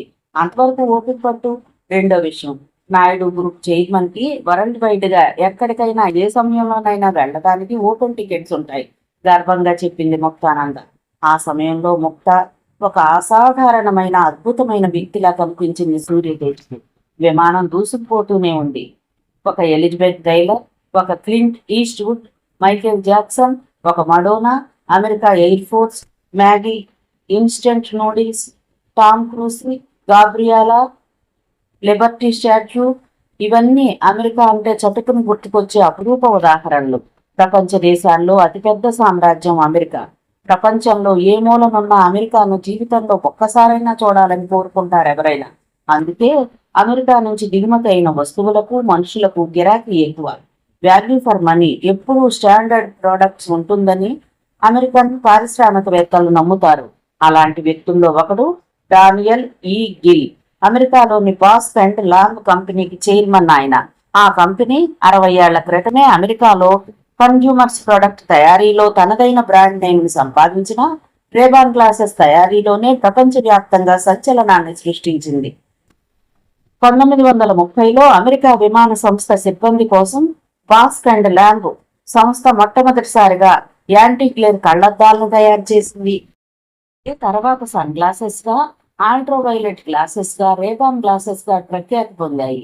అమెరికాలో ప్రస్తుతం 94% మంది రేబాన్ గ్లాసెస్ ని వాడుతున్నారని ఒక అంచనా. భారతదేశంలో వేడి వాతావరణం ఎక్కువ, అందువల్ల కళ్లద్దాల వాడకము ఇక్కడ ఎక్కువ. కానీ మిగతా దేశాల్లా కాకుండా ఇక్కడ శరీరానికి సంబంధించిన విషయాల్లో తీసుకునే జాగ్రత్తలు తక్కువ. అల్ట్రావైలెట్ కిరణాలు నేరుగా కంటి మీద పడటం వల్ల కేటరాక్ట్ వ్యాధులు వస్తున్నాయి. ప్రపంచ దేశాలతో పోల్చి చూస్తే ఇండియాలో ఈ వ్యాధుల తీవ్రత ఎక్కువయ్యి కంటి సంరక్షణ రీత్యా కళ్లకు గ్లాసెస్ ధరించే విషయంలో ఇండియా చాలా వెనుకబడి ఉంది. కళ్లద్దాలు అనగానే ఎక్కువ మంది వినియోగదారులు ఆలోచించేది వాటి ధర గురించి. ఆరోగ్యాన్ని కాపాడే ఎంత గొప్ప వస్తువునైనా దాని ధర ప్రకారం అంచనా వేయటం ఇండియాలోని వినియోగదారుడి ప్రధాన లక్షణం.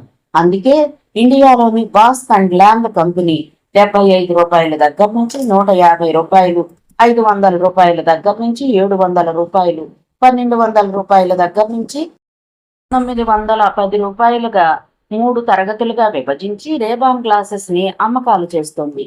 ఇండియాలోని వినియోగదారుని ఆకర్షించడానికి టైటాన్ కంపెనీ లాగే బాస్క్ అండ్ ల్యాంబ్ కంపెనీ కూడా కళ్ళజోడికి ప్రధానమైన ఆకారాలలో ఆకర్షణీయమైన మార్పులు చేసింది. విదేశాలలో దాదాపు ప్రతి యువకుడు యువతి దగ్గర కనీసం 2-3 జతల రేబాన్ గ్లాసెస్ ఉంటున్నాయి. ఇండియాలో కూడా అలాంటి పరిస్థితి వస్తుందని గొప్ప నమ్మకం ఉంది. వాచీల సేల్స్ లో ఒకప్పుడు అగ్రగామిగా ఉన్న హెచ్ఎంటీని పడగొట్టి దేశవ్యాప్తంగా టైటాన్ నెంబర్ 1 స్థానాన్ని ఆక్రమించింది. మొదట టైటాన్ వాచీలు మార్కెట్లో ఫెయిల్ అయ్యాయి, తర్వాత నెమ్మదిగా పుంజుకున్నాయి. దానికి కారణం బ్రాండ్ నేమ్ రిజిస్టర్ కావడానికి కొంత టైం పట్టడమే. ఇవాళ బాటా జోళ్లను ప్రజలు విశ్వసిస్తున్నారంటే దానికి కారణం బ్రాండ్ నేమే. ప్రదేశం America, New York Crystal Palace hotel, 16వ సూట్. అద్భుతమైన ఇంటీరియర్ డెకరేషన్ తో మెరిసిపోతోంది. విండో దగ్గర నిలబడి భూతల స్వర్గంలా కనిపిస్తున్న నగరం వైపు చూస్తున్నాడు సూర్యతేజ. దూరంగా స్వేచ్ఛకు ఏకైక నిదర్శనంలా లిబర్టీ స్టాచ్యూ. దాని చుట్టూ అనంతమైన నీలాకాశాన్ని తనలో ఇముడ్చుకున్నట్లుగా కనిపిస్తున్న నీటి అలలు. ఒక గొప్ప నగరం కాలంతో పరిగెడుతున్నట్లుగా ఉంది. ఒక అద్భుతాన్ని చూస్తున్నట్లుగా చూస్తున్నాడు సూర్యతేజ. హాట్ వాటర్ ఛాంబర్ లోంచి బెడ్రూమ్ లోకి వచ్చి అలంకరణ పూర్తి చేసుకుని హాల్లోకి వచ్చింది ముక్తానంద. దూరంగా సిల్వర్ టీపాయ్ మీద మెరుస్తున్న cream colour cordless telephone. Phone అందుకుని నెంబర్స్ ప్రెస్ చేసింది ఆమె. అవతల పక్కన టెలిఫోన్ మోగుతున్న చప్పుడు. 2 సెకండ్ల అనంతరం ఎవరో టెలిఫోన్ లిఫ్ట్ చేసిన శబ్దం. Is it Bausch and Lomb incorporation? Yeah, I am Muktananda, chairman Naidu group of industries, India. Can I have a talk with mister Don Giri? Chairman, sorry, just now he left the office. అవతల నుంచి America యాసలో వినిపిస్తున్న అందమైన కంఠం. Can he accepted? అడిగింది Muktananda. I don't know, please call after some time. నిరాశగా phone పెట్టేసింది ముక్తానంద. అప్పటి నుంచి ప్రతి గంటకోసారి ఫోన్ చేస్తూనే ఉంది Muktananda. Bask and Lomb company ఆపరేటర్కి విసుకొచ్చి విసుక్కునే వరకు ఫోన్లు చేస్తూనే ఉంది ఆమె. చూడండి madam, president Don Gill interview కావాలంటే 1 వీక్ మీరు వెయిట్ చేయాల్సి ఉంటుంది. ఆఖరికి నెమ్మదిగా చెప్పింది ఆ ఆపరేటర్. మిస్టర్ డాన్ గిల్ ని కలవడం కోసమే ప్రత్యేకంగా ఇండియా నుండి వచ్చాను. మీరు ఎలాగైనా నాకు కోఆపరేట్ చేయాలి, రిక్వెస్ట్ చేసింది Muktananda. See miss Muktananda, president Don Gill one of the biggest person in the world. You know that? ఇవాళ ఆయన అమెరికన్ ప్రెసిడెంట్ బర్త్డే ఫంక్షన్ కి వైట్ హౌస్ కి అటెండ్ అవుతున్నారు. మళ్ళీ ఎర్లీ మార్నింగ్ 8 o'clock కి ఏదో బిజినెస్ కాన్ఫరెన్స్ లో పార్టిసిపేట్ చేయడానికి లాస్ వేగాస్ వెళ్తున్నారు, చెప్పింది ఆపరేటర్. రేపు ఉదయం బిఫోర్ 8 o'clock ఆయన్ని కలుసుకోవడానికి వీలవుతుందా? No, it's not possible. మీరు ట్రై చేసినా కుదరదు, ఎవరిని అలౌ చేయరు, కరాఖండిగా చెప్పేసింది operator. Please kindly cooperate with me. ఆయన రెసిడెన్సీ అడ్రస్ చెప్తారా?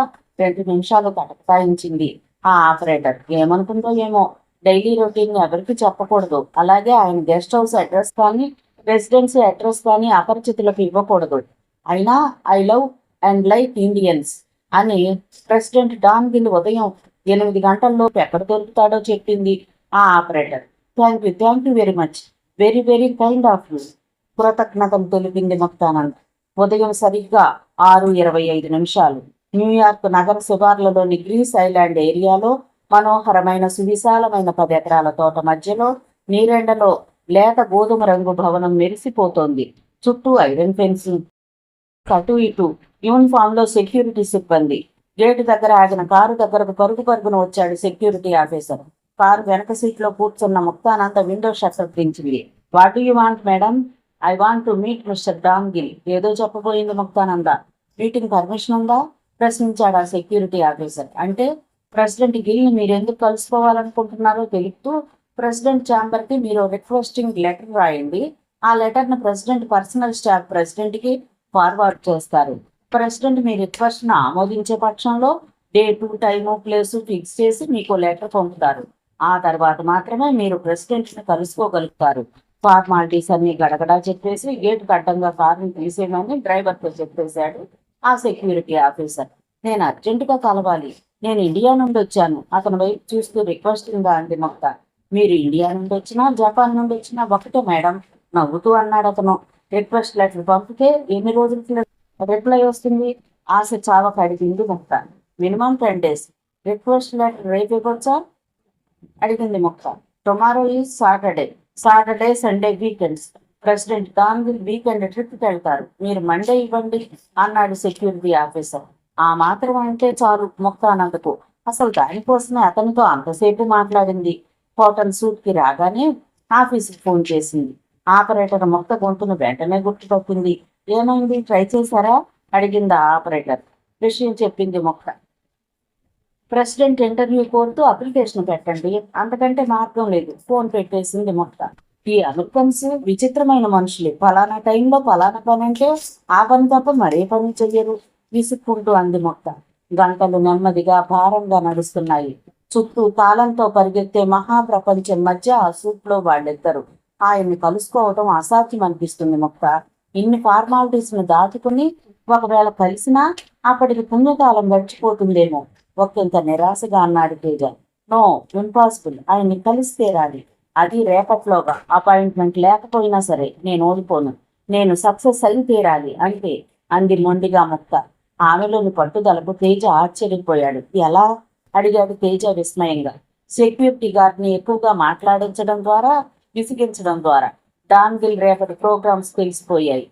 దాన్ని మనకు అనుకూలంగా మార్చుకోవాలంటే అదే ఎలా చెప్తానుండు అంటూ ఆపరేటర్ తిరిగి ఫోన్ చేసింది. ఆమె డ్యూటీ ముగించుకుని ఇంటికి వెళ్ళిపోయినట్లు తెలుసుకుని కంపెనీ టెలిఫోన్ డైరెక్టర్ని తీసుకుంది. ఒక్కంతసేపు వెతికి ఆపరేటర్ ఇంటికి ఫోన్ చేసింది. మొక్క పట్టుదలకు ఈసారి ఆపరేటర్ కూడా ఆశ్చర్యపోయి ఆ పైన ముక్తురాలై డామ్ గిల్ వీకెండ్స్ ఫ్యామిలీ ఎక్కడికి వెళ్ళేది చెప్పింది. ఒక్కసారిగా ముక్త మోము వెలిగిపోయింది. రేపు ఉదయం మనం డామ్ గిల్ని కలుస్తున్నాం అంది ఫోన్ పెట్టేస్తూ ముక్త. తేజ దిగ్భ్రాంతిగా చూశాడు ఆమె వైపు. తేజ ఏం చెయ్యాలో చెప్పింది ఆమె. అది విని షాక్ తిన్నాడు తేజ. అయినా తన మనసు మార్చుకోలేదు ముక్త. సరిగ్గా ఉదయం 5:35 హోటల్ నుంచి ట్యాక్సీ బయలుదేరింది. ట్యాక్సీలో ముక్తానంద, సూర్యతేజ డ్రైవరు ఉన్నారు. రాత్రి ఆపరేటర్ చెప్పిన విషయం గుర్తు చేసుకుంది ముక్తానంద. ఒక్కొక్కప్పుడు గొప్ప గొప్ప పనులు చిన్నవాళ్ల సహాయంతోనే అనూహ్యంగా జరుగుతాయి. హ్యాండ్ బ్యాగ్ లోంచి న్యూయార్క్ మ్యాప్ ని తీసింది. తాను వెళ్లాల్సిన ప్లేస్ ని గుర్తుపట్టి రోడ్ ఐలాండ్ పోర్ట్ గెస్ట్ హౌస్కి వెళ్ళాలి. అంటే ఫోర్ట్ సిటీ అవుట్స్కట్స్. అవునా మేడం? డ్రైవర్ వినయంగా అడిగాడు. ఎస్, యు ఆర్ కరెక్ట్ అంది ముక్త తెలియకపోయినా. కారు 120 కిలోమీటర్ల వేగంతో పరిగెడుతోంది. 45 నిమిషాలు గడిచాయి. కారు వేగం తగ్గుముఖం పట్టింది. This is clover leaf broad highway. Rhode ఐలాండ్కి వెళ్లాలంటే రైట్ సైడ్ వెళ్ళాలి చెప్పాడు డ్రైవర్. ఓకే, క్యారియాన్ అని ముక్తానంద అటు ఇటు చూస్తోంది. 2 కిలోమీటర్ల ముందుకెళ్ళాక నిలువెత్తి ఇనప స్తంభం. దాని మీద అడ్డంగా 2 వరుసల్లో బోర్డులు. పై దాని మీద రోడ్ ఐలాండ్, కింద దాని మీద వేటు పోర్ట్ గెస్ట్ హౌస్ అనే అక్షరాలు మెరుస్తున్నాయి. వేటు పోర్ట్ గెస్ట్ హౌస్ బోర్డు చూపిస్తున్న దారి వైపు చూసింది ముక్త. అటు ఇటు దట్టంగా పెరిగిన చెట్ల మధ్య నుంచి సిమెంటు రంగు బాట. ఆ దారి ప్రారంభమైన చోట ఎడమ ప్రక్కన చిన్న బోర్డు ఉంది. ప్రైవేట్ ప్రాపర్టీ అని. Stop here driver. చేతి వాచిని చూస్తూ అంది ముక్త. క్షణాలు గడుస్తున్నాయి. ఒక పక్క తాను తీసుకున్న నిర్ణయానికి, చేస్తున్న పనికి తానే ఆశ్చర్యపోతోంది ముక్త. మరోపక్క ఏదో తెలియని భయం. క్షణాలు గడుస్తున్నాయి. ఏ క్షణంలోనైనా డాన్ గిల్ అక్కడికి రావచ్చు. దూరంగా బ్రాడ్ హైవే పక్కన ఫాస్ట్ ఫుడ్ రెస్టారెంట్ కనిపించింది. ప్రస్తుతం తన ప్లాన్ ప్రకారం డ్రైవర్ని అక్కడి నుంచి పంపించేయాలి. Driver, will you please get me some soft drinks? Handbag లోంచి $2 నోట్లను తీసి అతని చేతికి అందిస్తూ చెప్పింది. Okay ma'am. ఆ నోట్లను తీసుకుని ముందుకు నడిచాడు డ్రైవర్. తేజ, కారుని రోడ్డుకి అడ్డంగా పెట్టు. బానెట్ ఓపెన్ చేసి నిలబడి క్విక్. గబగబా చెప్పి వెనక్కి వస్తూ చేతి వాచి చూసుకుని బ్రాడ్వే వైపు చూసింది. ఎదురుగా కనిపిస్తున్న దృశ్యానికి క్షణకాలం ఆమె ఒంటికి చెమటలు పట్టేశాయి. వరుసగా విమానాల్లా దూసుకొస్తూ 6 కార్లు, మధ్యలో రోల్స్ రాయిస్ కారు. ఆ కారులో the great Don Gill. Rhode ఐలాండ్కి వెళ్లే దారిలో అడ్డంగా ఉన్న కారును చూసి అనుమానంతో కార్లకు ముందున్న సెక్యూరిటీ కార్లు సడన్ బ్రేక్తో ఆగిపోయాయి. మెషిన్ గన్లతో యూనిఫామ్లో డాన్ గిల్ స్పెషల్ సెక్యూరిటీ ఫోర్స్తో తన వైపు వస్తుండటంతో ఏం చేయాలో పాలుపోక నిల్చుండిపోయాడు సూర్యతేజ. మధ్యలో ఆగిన రోల్స్ రాయిస్ కారులో ఉన్న డాన్ గిల్ ఏం జరిగిందో తెలియక విండో షట్టర్ను దించాడు. డాన్ గిల్ ను చూడగానే పోల్చుకుంది ముక్తానంద. మరేమాత్రం ఆలస్యం చేయకుండా ఫుట్పాత్ మీద నుంచి డ్యూకి ఆయన కారు వైపు దూసుకొస్తున్న ముక్తానందను చూడగానే డాన్ గిల్ మొదట అనుమానపడినా భారతీయ సంప్రదాయంలో అందమైన చీరా జాకెట్టు, తనలో పూలతో అందమైన శరీర లావణ్యంతో మెరిసిపోతున్న ముక్తను చూడగానే ఆయనలోని సంకోచం తగ్గుముఖం పట్టింది. అదే సమయంలో ఒక సెక్యూరిటీ ఆఫీసర్ రోల్స్ రాయిస్ కారుకి ముక్తానందకు మధ్య అడ్డుగా నిలబడ్డాడు. Who are you? What do you want? అరుస్తున్నాడు ఆ security officer. Please allow me. I want to meet mister Don Gill. అతన్ని తప్పించుకోవడానికి ప్రయత్నిస్తూ ముందుకు అడిగేస్తూ కారు బ్యాక్ సీట్లో కూర్చున్న డాన్ గిల్ వైపు చూస్తూ అంది ముక్తానంద. అప్పటికే కొంతమంది సెక్యూరిటీ స్టాఫ్ రోడ్డుకు అడ్డంగా ఉన్న కారును పక్కకు తీస్తున్నారు. సూర్యతేజను గట్టిగా పట్టుకున్నారు. ఒక సెక్యూరిటీ ఆఫీసర్కు తోడుగా ఇంకో 2 సెక్యూరిటీ ఆఫీసర్స్ వచ్చి ముక్తానంద ఎటు కదలడానికి వీలు లేకుండా చుట్టుముట్టేశారు. అడ్డంగా ఉన్న కారును పక్కకు తొలగించగానే chief security officer okay move on అని అరిచాడు. రోల్స్ రాయిస్ కారు మిగతా కార్లను తప్పించుకుని ముందుకు వెళ్తోంది. తన ప్లాన్ సక్సెస్ కాకపోవడంతో ముక్తానంద కళ్ళ వెంబడ నీళ్ళొచ్చాయి. Mister Don Gill, mister Don Gill, the people to allow me sir అరుస్తోంది ముక్తానంద. 2 సెకండ్లు, 3 సెకండ్లు అంతే. ముందుకెళ్లిపోయిన రోల్స్ రాయిస్ కారులోని మిస్టర్ డాన్ గిల్ కార్ ఆపమని డ్రైవర్తో చెప్పాడు. డ్రైవర్ ఆశ్చర్యంగా కనుబొమ్మలు ఎగరేశాడు. Mrs Don Gill mister Don Gill వైపు అనుమానంగా చూసింది. హూయిషి అడుగుతోందామె. డాన్ గిల్ పెదవుల మీదకు చిన్న చిరునవ్వు. కారులోంచి దిగారాయన.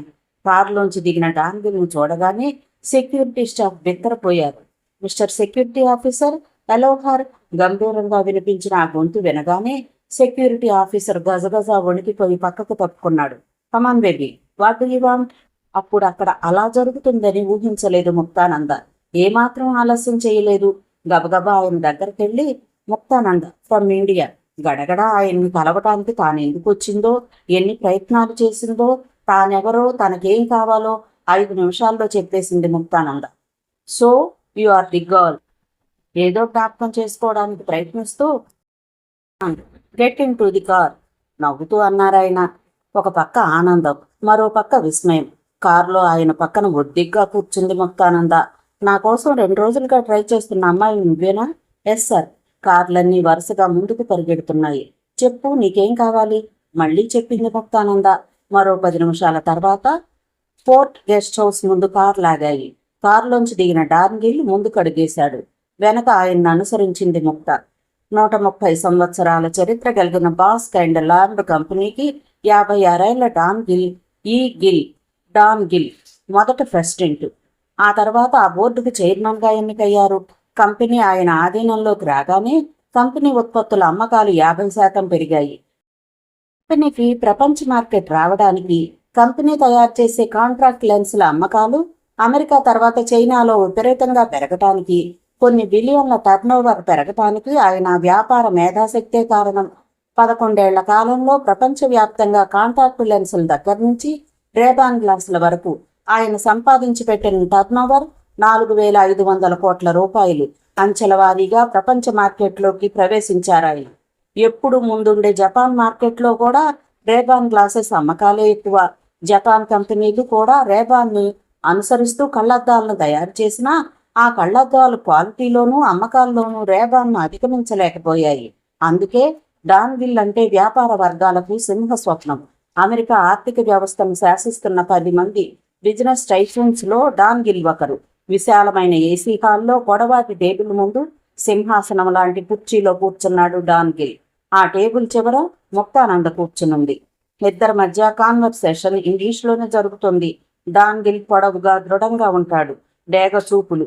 అవతలి వ్యక్తిని అరక్షణం పాటు చూడగానే ఆ వ్యక్తి శక్తి ఏమాత్రమో గ్రహించే సునిశిత శక్తి ఆయన సొంతం. తనతో సమాన స్థాయిలో కూర్చున్న ముక్తానందను చూడగానే ముచ్చటగా నవ్వుకున్నాడు Don Gill.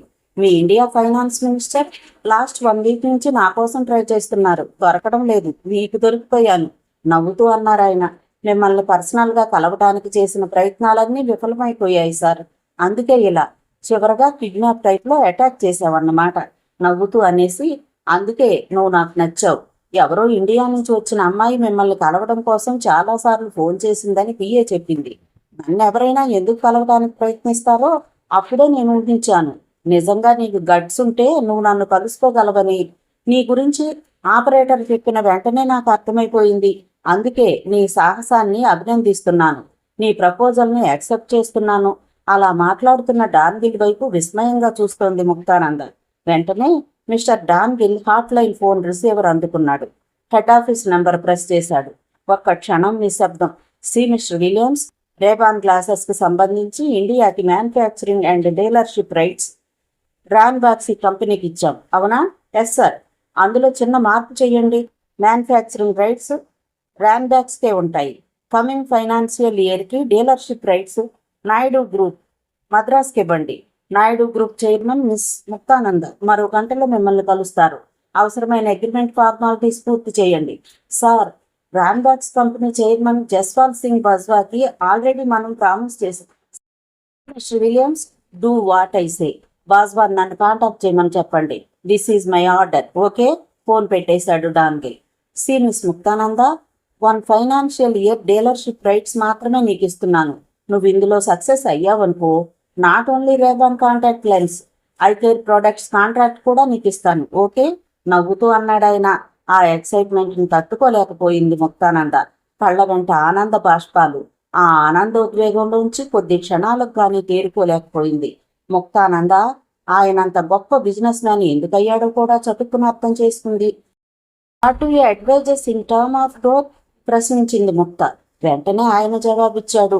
We expect our business to grow $50 million, means 150 crores in sales with the first 7 years. నవ్వింది ముక్త. దట్ 7 years టైంలో నేను 250 crores బిజినెస్ చేస్తాను సార్, చాలా కాన్ఫిడెంట్గా చెప్పింది ముక్త. ఓకే యంగ్ లేడీ, నువ్వు చేయగలవని నాకు నమ్మకం ఉంది.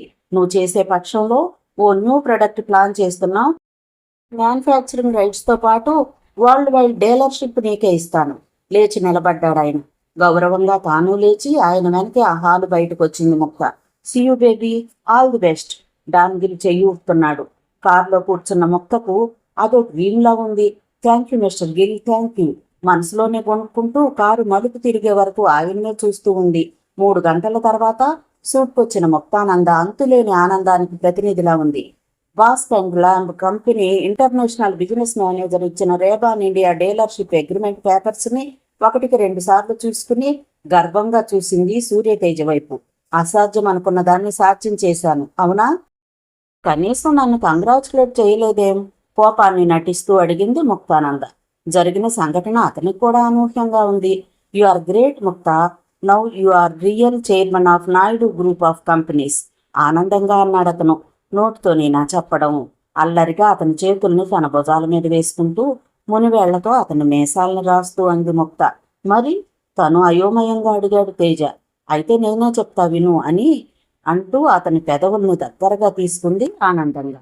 మిగతా కథ తరువాత భాగంలో చూద్దామండి. కథ విన్నందుకు ధన్యవాదాలు. ఈ నవల మీకు నచ్చితే ఒక లైక్ చేయండి, షేర్ చేయండి, నా ఛానల్ని సబ్స్క్రైబ్ చేసుకోండి, నన్ను సపోర్ట్ చేయండి. మీరు ఇచ్చే ఒక్క లైక్ నాకు నా ఛానల్కి ఎంతో సపోర్ట్ని ఇస్తుందండి. మీ యొక్క విలువైన అమూల్యమైన సలహాలని సూచనల్ని కామెంట్ బాక్స్లో తెలియజేయండి. Thank you. ఉంటానండి.